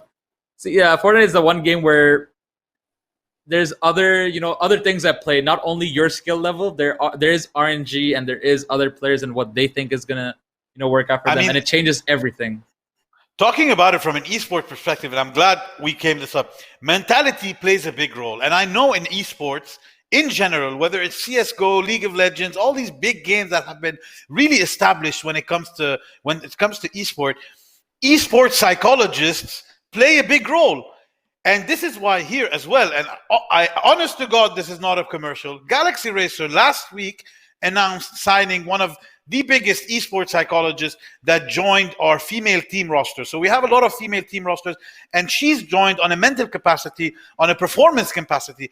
And this is what organizations in Fortnite should look into, because I am absolutely certain the investment on mental performance ability is not well harnessed within Fortnite as much as it is with League of Legends or Counter-Strike or all these other games. Yeah, I like seeing that a lot of these tier 1 organizations, they focus on mental health, like you said. They also have coaches, analysts, everything. They have people who basically also plan your food diet. They have chefs. They have everything. They have a gym for you as well. So not only do you have to be mechanically good or everything, you have to have a good diet. If you have to stay healthy, make sure your reflexes are on par. You have to be in the best shape possible if you want to perform the best way possible. And that's what I really like about the T1 orgs. And I'm pretty sure Galaxy Racer is in the same way. They offer if they're a T1 org, they have to offer stuff like this to make sure their players are also in the best position possible, so they can perform, they can pop up, and they can represent the name. Just last week we signed, or I think 10 days ago we signed Mia Stelberg from Finland, one of the best sports psychologists, esports psychologists. She works with real athlete and esports athlete. Our CS:GO boys right now, we Galaxy Racer has the number 41 CS:GO team in the world. Our CS:GO boys right now in Sweden, they're in a boot camp for 8 days, non-stop training. And inside that boot camp, there is a gym with a trainer fully dedicated for their mental, physical, every single aspect of their performance. This is what we need to look at, because when you're investing in a player, you're not paying him a salary just to play. You're paying him a salary so that you can build him up. You are investing in that player on every single level. Whatever it came from his performance, his mental ability, from his physical aspect, all of these aspects, we need to push organizations and players to really put focus on that. It's not about just winning the FNCS, Absolutely. No, that's 100% true. And that's why we see that the players who perform the best, they follow these strict diets, they follow these, trainings, they do everything they can to be at the top. And that's what it takes. You have to dedicate your time to other things, even though they don't help you in game necessarily with the, knowledge of the map, your aim, but they do help you in other aspects. And that long term, that all adds up. That all adds up. All right, let's go to the battle bus, Mr. Alvi. Okay, I actually want to see a different spot. I want to see a different spot than Stark. I want to focus on Doom, and I want to see how Suriano plays it. I want to see how Suriano plays Doom this time. You heard Hopefully us, he gets Mr. his shotgun. Producer. Okay, there you go. Finally, a blue pump off spawn. They've heard us. The Fortnite RNG gods have heard us, and they've given Suriano a blue pump. There you go, big shield as well. All he needs is this one looks game, like the game. This looks like the game Suriano finally gets good loot, and he can do something off spawn, because the other games he just wasn't getting the loot that the other team was blessed with. And here we see Origins, Oj, and HChem. Also 3 insane Pakistani players. Oh my god, Origin takes out Lucci right now. This is Hydro Station. Gets the full kill, clutching up 1 point for his team as well. Gonna pick up the mats too. Oj in a really comfortable position right now. Everyone is super low right now. Oj needs to make a play to help out Origins right now. Okay, so basically it's a 2v2 and both the trios are on very low HP. And I know Origins to be one of the most insane aimers in the game just because of the amount of time, like we've said, Zinger, he's dedicated to aim training. All these things add up, and this guy has schedules for aim training. No. Yeah. I mean, man, this He is what doesn't we miss. need to see. This is what we need to see here. This is the level of play that we need to see. We don't know, but we think the World Cup is going to come next season. It's going to come next year. Players need to step up, especially in the Middle East, where we're not going to get a big quota. Exactly. I mean, but again, shout out to the teams like, GXR who are actually helping us with these prize pools, even though, like, we don't have anything like FNCS going on right now. Teams like GXR are still investing in the scene and helping, giving practice and also providing a prize pool. Oh, Odge just gets in. Is he going to take out Ray? He does take out Ray. Last player now on Odge. Odge really low. Hasn't managed to hit a shot on P5. Gets knocked. Oh, Origins takes him out mid-air. GG's and well played. He's going to rush for HCAM's card. Doesn't look like he's going to get it, unfortunately, but he will get the revive on Odge. And the clown emoji comes out from the big Odge. Origins going to go for the res. Can we get a look on Stark real quick? Oh, Soriano, yes. They got the vault too. All right, all they need is one game. We know these guys. A 10 kill, 15 kill game. Sammy, Aspect, and Faris. One Stark, 3 kills. So it looks like only one trio landed here. I was wrong about the trio that would land here, but it looks like there's a lot of trios on the outskirts of Stark. So even though this is the main feature of the new island that has not only been it's basically been teleported onto Fortnite. Think of it like that. It's been literally just teleported onto Fortnite. And it's a huge island. And there's not only just, oh my god, Aspect is getting destroyed by Iron Man right now. I'm pretty sure he just got rebooted and he's already fighting Iron Man. He might lose this fight, to be honest. So basically, there's not just like the Stark Industries. There's also other, small POIs on this island that actually do provide decent loot. And if you can capitalize off that, if you can get a good spot on start, it's gonna be really beneficial because you're gonna be able to get the Stark loot. That's okay. Wow. What happened here? I'll be honest. I want to get a real close up of Aspect right now. I want to see what Aspect's feeling like right now. Can we get a close up on Aspect right now? I think he just died. This is rough. I mean, Iron Man is really good. Iron Man aim trains too, but I'm telling you, if Iron Man starts cranking up 90s, I'm quitting this game. I think it'll be over for the whole lobby. Okay, now we see Walls Ahmed, DHM, and Fargo Kun. They've also won their off-song, but there's another trio on them right now. Looks like it's Toggle, NMR Toggle. Oh, Ahmed gets beamed. So Toggle's team actually lands on the lodges, and they push in towards Misty. And looks like it's going to work out perfectly for them because they've pinched the team now. Although Fargo Kun is away from his trio, he does get extra information. And from what I can see, Toggle's team is going for a pinch opportunity, but Fargo could get a really good beam on him. But he needs to be really careful that he doesn't get pushed because he is alone right now. Again, Misty fights are all about utilizing the materials inside the buildings that you're in when you're taking a fight. So Ahmed and his duo underneath him right now, because his tree is far, need to focus on gaining materials and then going for an advantageous fight position. We can see them both split. Toggle is holding height in a position where he can watch both of these players, but he still doesn't know that there's a player away from all of them and looking at him right now. So maybe he's waiting. Maybe the other player's waiting to give a beam, and his other teammates can crank out and take height. Oh, there you go. The beam comes out, but it doesn't manage to land a single shot. Fargo Kun's gonna get spotted. Gonna get dinked 31 and 54. Oh. This could be the start of a push. Loki and Toggle are playing this really slowly because they are a duo right now. Moon is actually eliminated. And Azone is going to start pushing on Misty soon, so Loki and Toggle need to make a play. Otherwise, they need to make a statement and let Ahmed know that you're not landing Misty. We're not going to let it happen. So this is our last game of today, I'm pretty sure, right? Yes, sir. 3 games in total for today. Tomorrow, same time, 3 games. And then we go to the finals with 4 games to see who's going to walk away with that $1,500 prize pool, man. Yes, sir. Can we go towards Parsix? A lot of the chat wants to go to Parsix. Let's see what Parsix doing. Let's go to Parsix, if possible, Mr. Producer. There he is, Parsix, alive and well, rotating right now outside of Doom's domain. With actually some really good loot. Looks like he made it out of off-spawn very comfortably.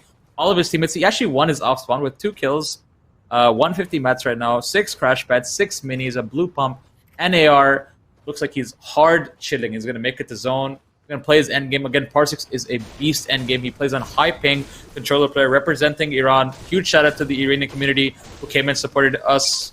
Shout out to you guys. You really do make up the community. Even though I don't see a lot of the Iranian community in Arabic events, they are in a community of their own, and they're over here and they're supporting the Galaxy Racer stream. So a huge shout out to all the Iranian people in the chat. We love you guys. Thank you so much for supporting the stream. Let's go. All right, I don't see the Falcon guys with the unit boys really. I mean, they haven't. You see this game? Each other. This game, Zinger. This game, FHD, Kirito, and Yonks decided not to fight them because FHD and Yonks have actually done really good in 2 games.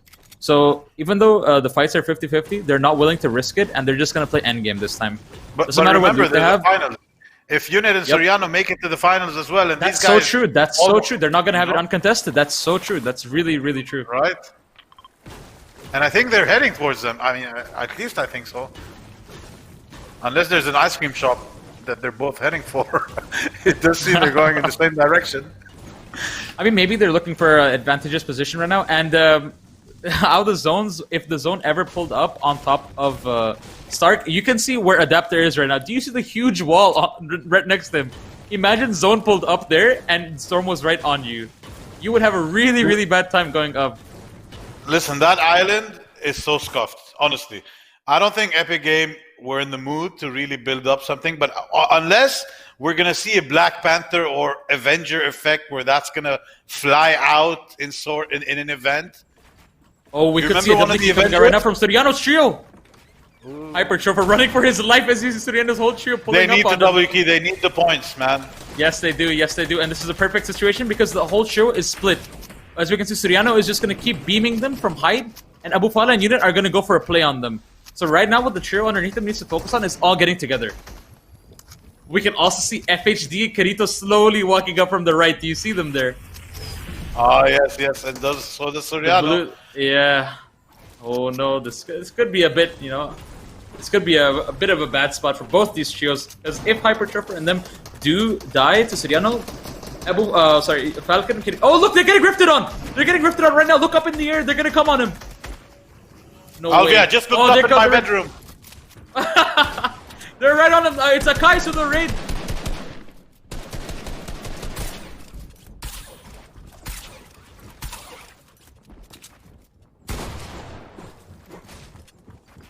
There's Akai with the epic pump, 4 shockwaves.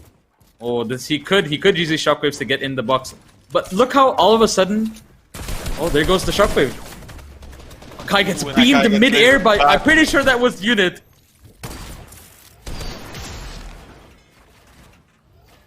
So what, we have Soriano, Unit, and Kai here. We had Hypercloud here. And we have the Falcon boys here as well. Yes, sir. We have pretty much everyone right now at Stark. So I feel like Unit actually... So Unit has a golden charge shotgun. And I don't know why he wouldn't side grade that. Maybe he didn't have the opportunity to. But again, the charge shotgun isn't something to sleep on. It's actually a really good gun still. And in trios, it could be really beneficial for one person to hold a charge. So basically, in the sense, it would... Oh, FHD. Look at that. That's Yonks' trio. They might be doubly keying Unit. Maybe they don't want them to get him. Oh, FHD got the high ground play. Ooh, FHD cracked his shields. Yeah, FHD got cracked. He's 81. As soon as he went out, he came back. So FHD Kirito don't want them to win this. Oh, this is it. This is what it means. This is the Middle East region's top 2 trios right now fighting it out. Let's see how this works out. Let's see if it works out in their favor or not. Dude, I really want to see this fight happen because if it does and Unit and them kill them, it could mean that Unit could win the game and possibly qualify because they did have 2 really bad games. So they're focused on getting to endgame right now and winning it so they can qualify. I want to see this fight. I want to see this fight happen. So Rihanna's going to completely back off. He doesn't have materials at all. He only has 9 builds. There you go, Yonks' trio storming high ground like it's theirs. Takes it completely. Gets dropped into a box. 140 gets taken out by Yonks. Fala gets in 2. Takes out Yonks. Another person on him. 92. So Rihanna and Amafala take out FHD. Unit still alive. Perfect. And Fad is out. There you go. Get sniped. Kirito gets sniped. Kirito gets out. There you go. The two teammates wiped. Unit alive. Oh, Soriana Ooh, gets they're beamed getting for third 38 party. twice. This is it. This is it. This is the last game. Everyone wants it. Okay, so Kirito doesn't exactly know where Unit and everyone is. Oh, Soriana with the mid-air beam. He's gonna look for the W key instantly. Will the edits come out? Oh, the teammates also arrived. They're gonna completely back down to low ground right now. That was an insane beam. That was an actual insane beam. Zone is pushing on them too right now, so they need to focus on getting out. Oh, Soriana gets hit hard again with the shotgun, gets cracked. He doesn't have any white heals. I think they're trying to get together to use a shockwave. Oh, gets taken out. Akai takes out Soriano. Unit 1 HP as well. He's gonna go for a play. Doesn't look like he can. No, he's in the zone. Abu Fala, the only one alive who could make something work out for his team. Let's see if he can. Abu Fala running for his life. Abu Fala, one of the cleanest control players that I've seen, gets cracked right now. He gets a shockwave. Is he gonna use it? Yes, he does. Grabs his crash pads too. No, Oh, he's gonna 10. look for a kill maybe. He's in the zone. Oh, unfortunately, he's popping the minis. He can't do anything in that situation. GG's to Abu Fala, Unit, and Soriano. They did take out FHD. They did take out FHD and Yonks. Yonks, yep. And Raid Akai's trio just, I don't know who 31.655 is, but they really did capitalize on a really good opportunity because they third-partied it, and then, they figured out it was perfect. Okay, so this is another bouncer technique they use. The perfect shockwave to send them in a diagonal zone. So there's shockwaves that send you in a straight zone. There's shockwaves that send you in a diagonal zone as well. Because when the zone is diagonal, you can't really use the strat that like we saw before. Because sometimes you do get split. 31.6 actually gets knocked out mid-air. Akai gets the zone with 18 HP. Raid also on really low HP. The trio above might want to capitalize on this. Again, Riser, Hypertrooper, and Pyros is all alive right now endgame. 2 kills. Looks like one of the players did escape from them off spawn, but they're in a really good spot right now. Actually, on top of a Stark mountain with 2 shockwaves and 2 crash pads. Not the most AR ammo though, but good amount of mats. Oh, here we see the rotation kings. Hell on Steam, trick shots only. Same didn't load into the last game. A snipe comes out quick onto Hell on Steam. No shields to spare. He wants to look for this W key. Trick shots, no shields either. Oh, looks like he might go for a flank play from the bottom. This could be so insane. Hell on Steam keeping high. Trick shots looking for a different angle, but the players are all boxed up together. No way a bullet gets through their builds. There was a single bandage cannon onto Hell on Steam. Doesn't do much for him because he doesn't have any minis and he was only down by a couple HP. Gonna look for more shots. Mid-air, will he catch Raid? No, only it's 1 shot, 45 onto him. Snipes still keep coming out. Doesn't land one on Hell on Steam though. Hell on Steam has some really, really good mats, so the only reason he'd be looking for this is because he needs the shields. He needs them really badly, and he's on the highest point of the map right now, so it's really hard for him to get shot right now. Unless he gets sniped from the team in front of him, but Trick Shots is providing cover, making sure the other team focuses on building and not shooting. So Hell on Steam and Trick Shots are rotating from a really strong position. We can see Origins, Odge on a really, and HKM at a really strong position on top of the Stark Industries building. We see Dexified, Hyperex, and Wagner at the bottom garage of the building.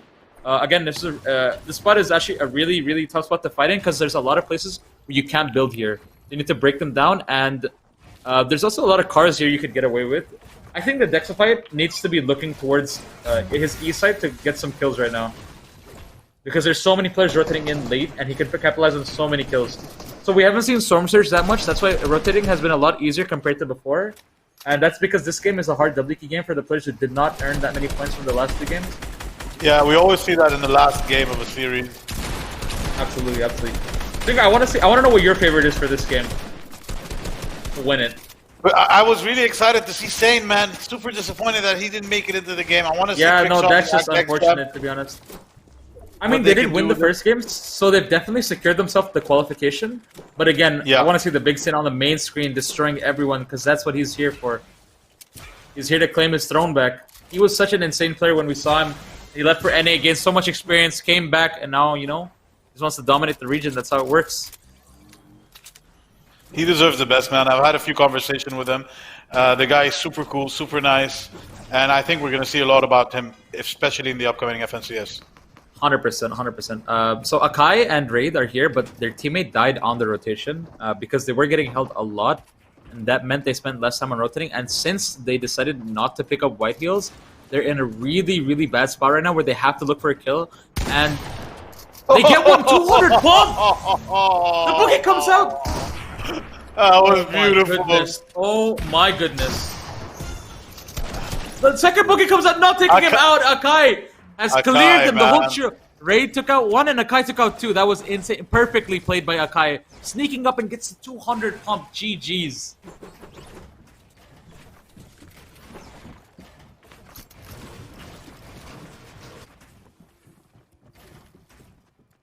Virus is actually... yeah, I feel like Nama is one of your favorite players in this region. I mean, he's such a nice-hearted guy. Like, Nama is just one of the most... I would say Nama is the golden boy of Middle East. Absolutely. He was the first to win the first FNCS for the Middle East, right? Yep, absolutely. Him, FHD, and Yonks were the first. Yes, absolutely. I just remembered. So I'm pretty sure that Virus is filling for today because Nama's trio is with Phantom, so it's Phantom, Nama, RV. Where is Phantom, and it's by the way? Trio. I'm not sure exactly where Phantom is, but I hope he's not sick. I hope he's well. But I'm not sure. He wouldn't normally miss this tournament, but he's probably it's probably important for him. So as long as he takes his time and comes back healthy, you know, he can perform in future tournaments. Because he's honestly the GOAT. You've seen him, right? You've seen him play. Oh my goodness! Last season it was Phantom season. Absolutely. I mean, it was. I think he got second place in FNCS. Yep, second in FNCS Grand Finals of Solos. Yeah. Yes, absolutely. And I messaged him 10 days before that. I was like, "You're winning this, man. You are. I can feel it." And he did, man. All right, so we see Riser, Pyrosives, and Hypertrooper in a really, really tough spot right now on edge, but they're trapped into zone and they have to build new builds right now. They might get double sprayed by the players in front of them because Sufyan is dead right now. Enigma doesn't really have that much ammo in his AR. Yeah, here comes a spray from the other players. Pyrosives, Hypertrooper, and Riser would be in a really bad spot, but the only people that can see them right now is Querzy and Enigma, so they can't really capitalize off the other players, you know, spraying them. Oh, we see Stark, Leader, and Khalud come across a loot pile. They might harpoon all of this. Yeah, the harpoon does get bugged sometimes in really stacked lobbies. Yeah. So let's see what happens right now. Get some chug splashes. It looks no. He gets some crash pads. Is he gonna get the medal? Looks like they won't be able to harpoon it. Or they looks like they're all maxed on metal, so they're not gonna really go for it. Oh, Circun gets hit hard. Circun gets hit really hard, but he does all the heals to get back. Khalud taken out. Khalud taken out by Pseudo Raid, securing more kills for his trio. Oh. Storm Surge is here, and Snow's trio has above 1,000 damage. Wow. Okay, I think the zone goes up. Okay, so the zone goes up to Stark at some point as well. So the zone doesn't go all the way up to Stark. Like you can be in zone if you're at the bottom. But if second zone pulls up all the way to Stark, whoever is on top of Stark is gonna have a field day. He's gonna aim turn on everyone. So Raid takes out another player. L&D leader taken out. So the Raid is the only person alive in his trio, and he's already secured 2 more kills for his trio on this trio, or on the enemy trio in front of him. Again, we see X-Jam in a really good spot with Dom. Yeah, because I'm pretty sure that their teammate died off spawn, so it's just X-Jam and Dom. We see Kai, Snow, and Modest holding height comfortably. Ooh, Snow is here. Finally. Yes, sir. Modest, Kai, and Snow. They were here the first game. They were here the first game. They died mid-game, and then the second game they died off spawn, and now they're back. They claim the throne, gonna get a #1 real quick and clutch up. Sammy takes out another player. Storm, Ferris, and Aspect all alive and healthy. Take out Mr. Dom actually. So that leaves Flamers alone, or that leaves X-Jam alone right now.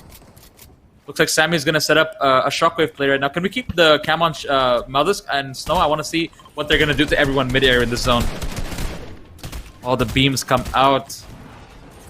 Oh, not the best AR to have when you're all the way on high ground with the FAMAS that I'm pretty sure Kai has. But let's see how it works out. So the crash pad does go down.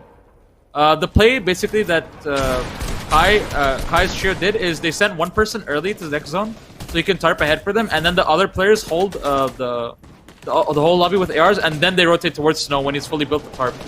And now it looks like Modest is going to be the one playing ultimate high ground, so no shockwave plays are made on them. So Snow and Kai are playing underneath Modest, so Modest is in that position so that shockwaves are less, you know, so shockwaves don't really just destroy the tree all of a sudden.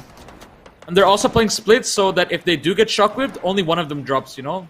It's just so that They can get different angles, they can get maximum tags, and they can get maximum eliminations if possible. We can see Kai really low actually. He did get tagged by a side jump shot.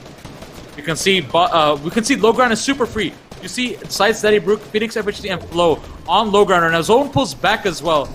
In a really comfortable position for them. If you do get ultimate low ground for free, it's really good. You should utilize it because you don't get shot from the bottom. It's almost like being on high ground if you don't get shot.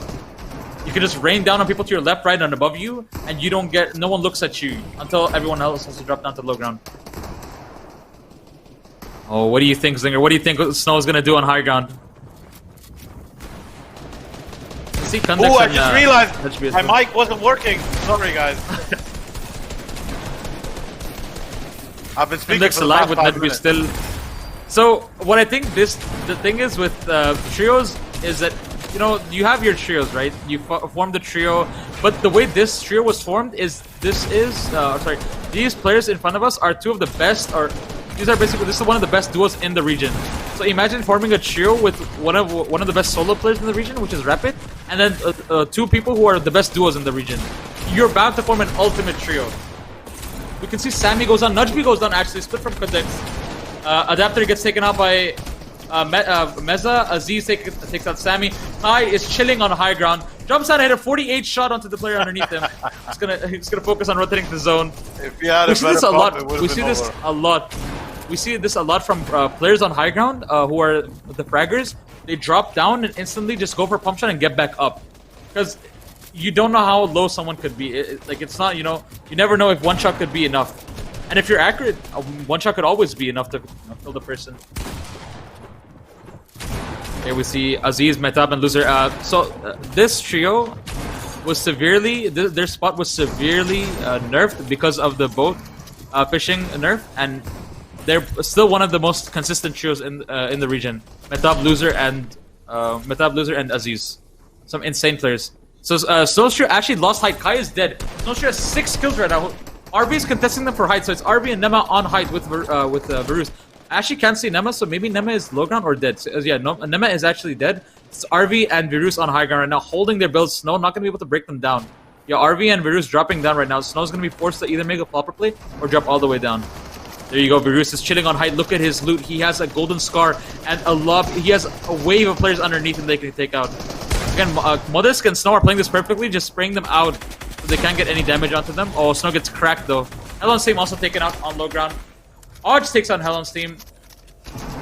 Nema is dead, but Virus' trio, again, even though they have height, they only have 1 kill. 1 knock comes out on Modest.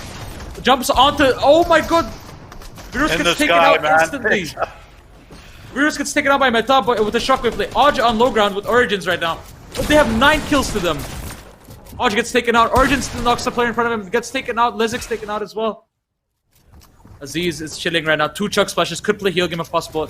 5 people alive. 1 dies to Storm and before. There you go. Oh, Hero taken out. Aziz clutches up for Loser and Metab. The whole trio stays alive till the end. And that's what it means. Even though they didn't have epic pumps, they didn't have golden scars, they stayed all the way. They stayed alive to the end. Played as a team, and that's what mattered. And that clutched them the win. So GG's to them. Well played. GG's all around. Alvi, that was so exciting. Man, do you know what I miss? I just realized. Do you know what I miss, Alvi? What do you miss, Singer? No I way. miss this bad boy. I miss this bad boy, man. This easy Where's the tag? SMG pump. Just shooting up, shooting down, man. That was so powerful for a noob like me. I wanna address 2 things, okay? First of all, KFC, where are you? Sponsor this man right now, okay? On top of that, Fortnite, what are you doing? Removing the tag shotgun. You know it's the big Zinger's gun. Exactly, and I don't have a pump, and I can't find a pump nerf, man. They ruined my entire decoration plan. They ruined it completely. GG's All right. Again, huge shout out to everyone who played. Shout out to Galaxy Racer as well for sponsoring this tournament. Also, this is their tournament. Huge shout out to War Legends, our production team, and Sucker for organizing this. And obviously, the big Zinger for doing the best for the community. Always doing the best for the community, looking out for everyone. I love you, Zinger. I'm pretty sure everyone in chat loves Zinger. Everyone in the chat, let me see how much you guys love Zinger. Let's see some heart spam in the chat for the big Zinger. Let's see some hearts for the big Zinger. Thank you so much, everybody. Thank you for tuning in, guys. This has been insane. I want to give a big shout out to two people as well, Rudex and Asfar, both running some view parties right now with insane people tuned in. Thank you so much, everybody that's watching Rudex. Thank you, everybody that's watching Asfar. You guys are legendary, but most of all, thank you to Sucker Scrims. Thank you to War Legends, to Fortnite Middle East, to Alvi, to Tony. And guys, this is not it. Tomorrow, Tony is joining us also for some pre-game analysis. He's been watching the game. He's going to come back and talk to us what he saw and what he thinks is going to happen in Group B. And in the finals, we're going to have the legend, the myth, everybody knows him, Mr. Asfar, coming in, the Sarsoor, the low ground killer. I'm excited, man. He's going to hype it up. Asfar from Wiz Esports is joining us. We have Najil Kak. Go to youtube.com/ELQAQ one of the greatest content creators in the Arab world, part of the Galaxy Racer roster. This is not over. This is just the beginning. Group A is done today. We don't know who's going to make it. The top 50 are going to move to the finals on the 21st of September. Oh, man. I'm so excited. I'm so pumped. I can't wait to order me some Zinger Supreme cheesy sandwich. drip on my face. See, that's what you could use the $50 chat giveaway for. A Zinger Supreme, a cheesy Zinger Supreme. Oh, thank you for the reminder. Let me spam the chat. Guys, there is still a chance to win. Some $50 money in your pocket. Just go to Galaxy Racer Twitter, follow us, turn on notifications, and you will enter the draw. Within 20 to 30 minutes of after the stream, I'm going to be posting on the Twitter the two winners of the $50 each. So come on, guys. Everybody spam it. Get into our Twitter and let's show our people some love. Now, the leaderboard. Alvi, top 3. Who do you think? Okay, top 3. I'm gonna say FHD, Yonks. Actually, no. I'm gonna put it purely based on consistency. Okay. Oh, this is hard. This is really hard. Actually, I didn't think. I'm gonna say that it's gonna be. Honestly, I think it's still gonna be FHD, Yonks, and Kirito. A top 3. I still think they're gonna be top 3. 100%. There's no way they're not. I think that Saints trio. I think no. Because Saint didn't connect in last game. It's so tough because we saw so many different people in end games. It shouldn't be so tough. Trio? Top 16 teams are going to make it. Normally we have someone dominating everything, right? But this time it was so split. I'm going to say it's... Okay, this is my final. RV Virus, RV's trio. We're going to see FHD's trio, and then we're going to see Losers trio. All right. Guys, everybody in the chat, we're going to put up the leaderboard in 2 to 3 minutes. But I'm feeling inspired. I'm feeling happy. I'm feeling positive. So I want to give away something in the stream chat. So do you guys want me to do a chat giveaway right now? I want to see yeses in the chat. Do you want me to give away something in the chat right now? I want to see some yeses in the chat, guys. All right. I can hear them. Talking. All right. So what do you think we should do the giveaway for, Alvi? Give me a number. How much should we give away now in chat? So how much do we have to give away? I'm not going to say unlimited because you might say $1,000 and break my pocket. Okay. How about this? How about you give away a quick battle pass right now? You know what? Let's give away 3 battle passes. Right now. Make it happen. 3 battle passes. You guys, to get in the race for 3 battle passes, all you have to do is type in the chat Galaxy Racer. All you need to do is type in the chat Galaxy Racer for a chance to win one of 3 battle passes. I have my Nightbot ready. He will do the draw. In the chat, 3 people are going to win a battle pass right now. For all the moderators watching, whoever is picked as a winner, please copy paste that name so we can send them their battle pass. I want to see everybody in the chat. Galaxy Racer, let's go. Spam it. So the spam protection is not on. Spam it, guys. Everybody in the chat, I want to see Galaxy Racer there. Are you ready for the first one? I'll be on your word. Drum You roll. tell me, I will roll it. Should we do a drum roll? Go for it. Okay. Can you hear this? Yeah. All right. Our first winner is Number one. Puyan MP. Puyan MP is our first winner. Here, I tagged him in the chat too. First winner. Keep going, guys. Keep going. We're going to do 2 more battle passes. Keep going. 2 more battle passes. Guys, also do make sure you follow Galaxy Racer on Twitter to stay updated with the future tournaments as well. This All isn't right, the last. winner This is number just 2. Volume 1. All right, ready? Keep going, Galaxy Racer. Keep going. Keep going. Keep going. Second winner is Mahdi. M3 Eddie. This is the next winner. This is the next winner. Congratulations, moderators. I hope you're taking notes or you're fired. I'm kidding. I'm not going to fire you, boys. All right, the third and final winner. Come on, let's go with the drum roll. All right, Galaxy Racer in the chat. Third winner. MA303K30. Oh my God, why do you guys complicate your names? So many names. Why do you complicate? Couldn't you be Tony XY or Waleed 500 or Alvi? Look at Alvi, man. The simplest name in the world. Yo, winner, this is the winner.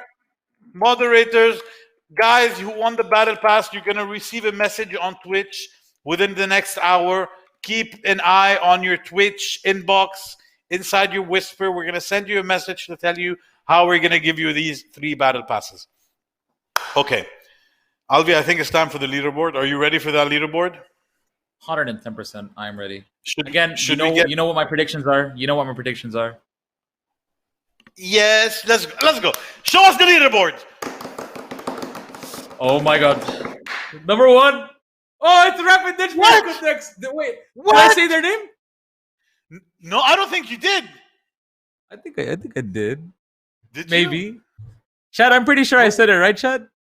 Like, don't check the VODs, but I said it, right? Win in 19 kills, man. The consistency, the consistency. Very consistent. Absolutely. Hero Adapter and Lesix. Hell on Steam, Trick Shots, the Big Sane at number 3. Daddy Brook, Phoenix, and Flo. I'm telling you, if Sane connected to last game, I definitely feel like they could have been number 2 or number 1. That was really unfortunate, but wow, they played really consistently. And even though Sane didn't connect the last game, they play. They got 3rd place. GG's to them. That was insane. Raad Esmarkai 31.6. Let's go down, see who's in the top 50. Origins is here and his team. Par6, guys, everybody for Par6. Par6 is here. Hey, Par6 qualified. Shout out to all the Par6 viewers who came through, all the Iranian guys. It means a lot. Thank you so much for the support, boys. Thank you so much. Snow so Par6 does qualify. Suriano qualified. Let's go. Oh, wait, did they? No, they didn't. Oh, sorry. No. It's out of 32. I thought it was top 50 players. Oh, sorry, guys. I thought it was. I keep confusing this with the solo leaderboard. So it's top 16 teams. Yes, can we go up and just see who are the top 16s and who just missed it? Dex missed it for 5 points. Phoenix and the guys missed it for 4 points. Motisk is in. Motisk is in, right? Yes, Motisk is in. There was a 4-point difference for Moon to qualify. That's actually insane if you think about it. Like, oh my God. Origins, Oj, and HKM qualify. Again, I'm going to be watching for them in the group in the finals. Par6 qualifies too. The first game they had clutched up super hard for them, and because of that, they could easily qualify. And we also see Metab, Loser, and Aziz, another really consistent trio. Unfortunately, I don't think we saw them in the first 2 games, but the last game they did really do really well. And shout out to Saints trio. Honestly, the game they disconnected still top 3. Honestly, really, really well played. Huge shout out to them. Hopefully, we can see more of Saint in the future. And wow, Rapid, Najbi, and Condex. I mean, what else do you need to say? Average placement of 5th. 19 kills, among the highest of the players in this group. We have Kirito, Daddy Brook, that's Daddy Brook, and Rapid Trio, all tied for 19 kills. That's insane. We see Nama's Trio also qualified. Guys, that was insane. Alvi, that was insane. The Rapid, Nishbi, and Kindex boys just proved to everybody you don't need to win every single game. You just need to be consistent, have insane comms, great teamwork, and you will come on top with an average placement of 5 and 19 kills. That's a true testament. Alvi, it's been great, man. It's been great having you here. Thank We're you so gonna much. see It's you been great again being tomorrow. here, bro. Absolutely. It's not over. It is not over. We're just getting started. Thank you so much. Or do you have any last words, Alvi? Again, a huge shout out to all of the people who helped us here. So shout out to Zinger, shout out to Tony, Galaxy Racer for helping hook up everything, and War Legends, best production partners, and Sucker also best organization partners.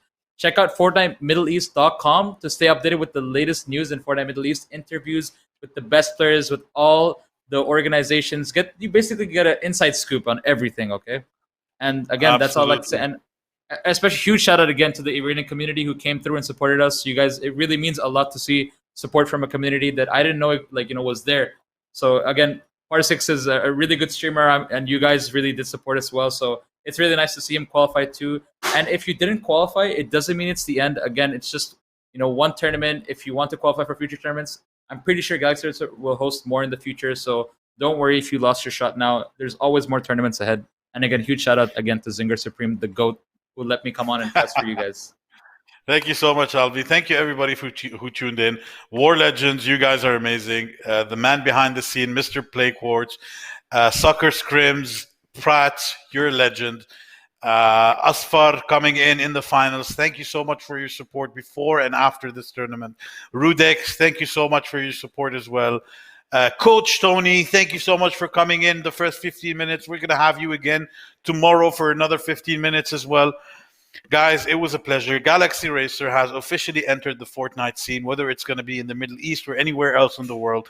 We are one of the biggest organizations in the world, the fastest growing, 45 players, 21 teams, 50-50 males and females, kicking ass in CSGO, League of Legends, PUBG, Call of Duty.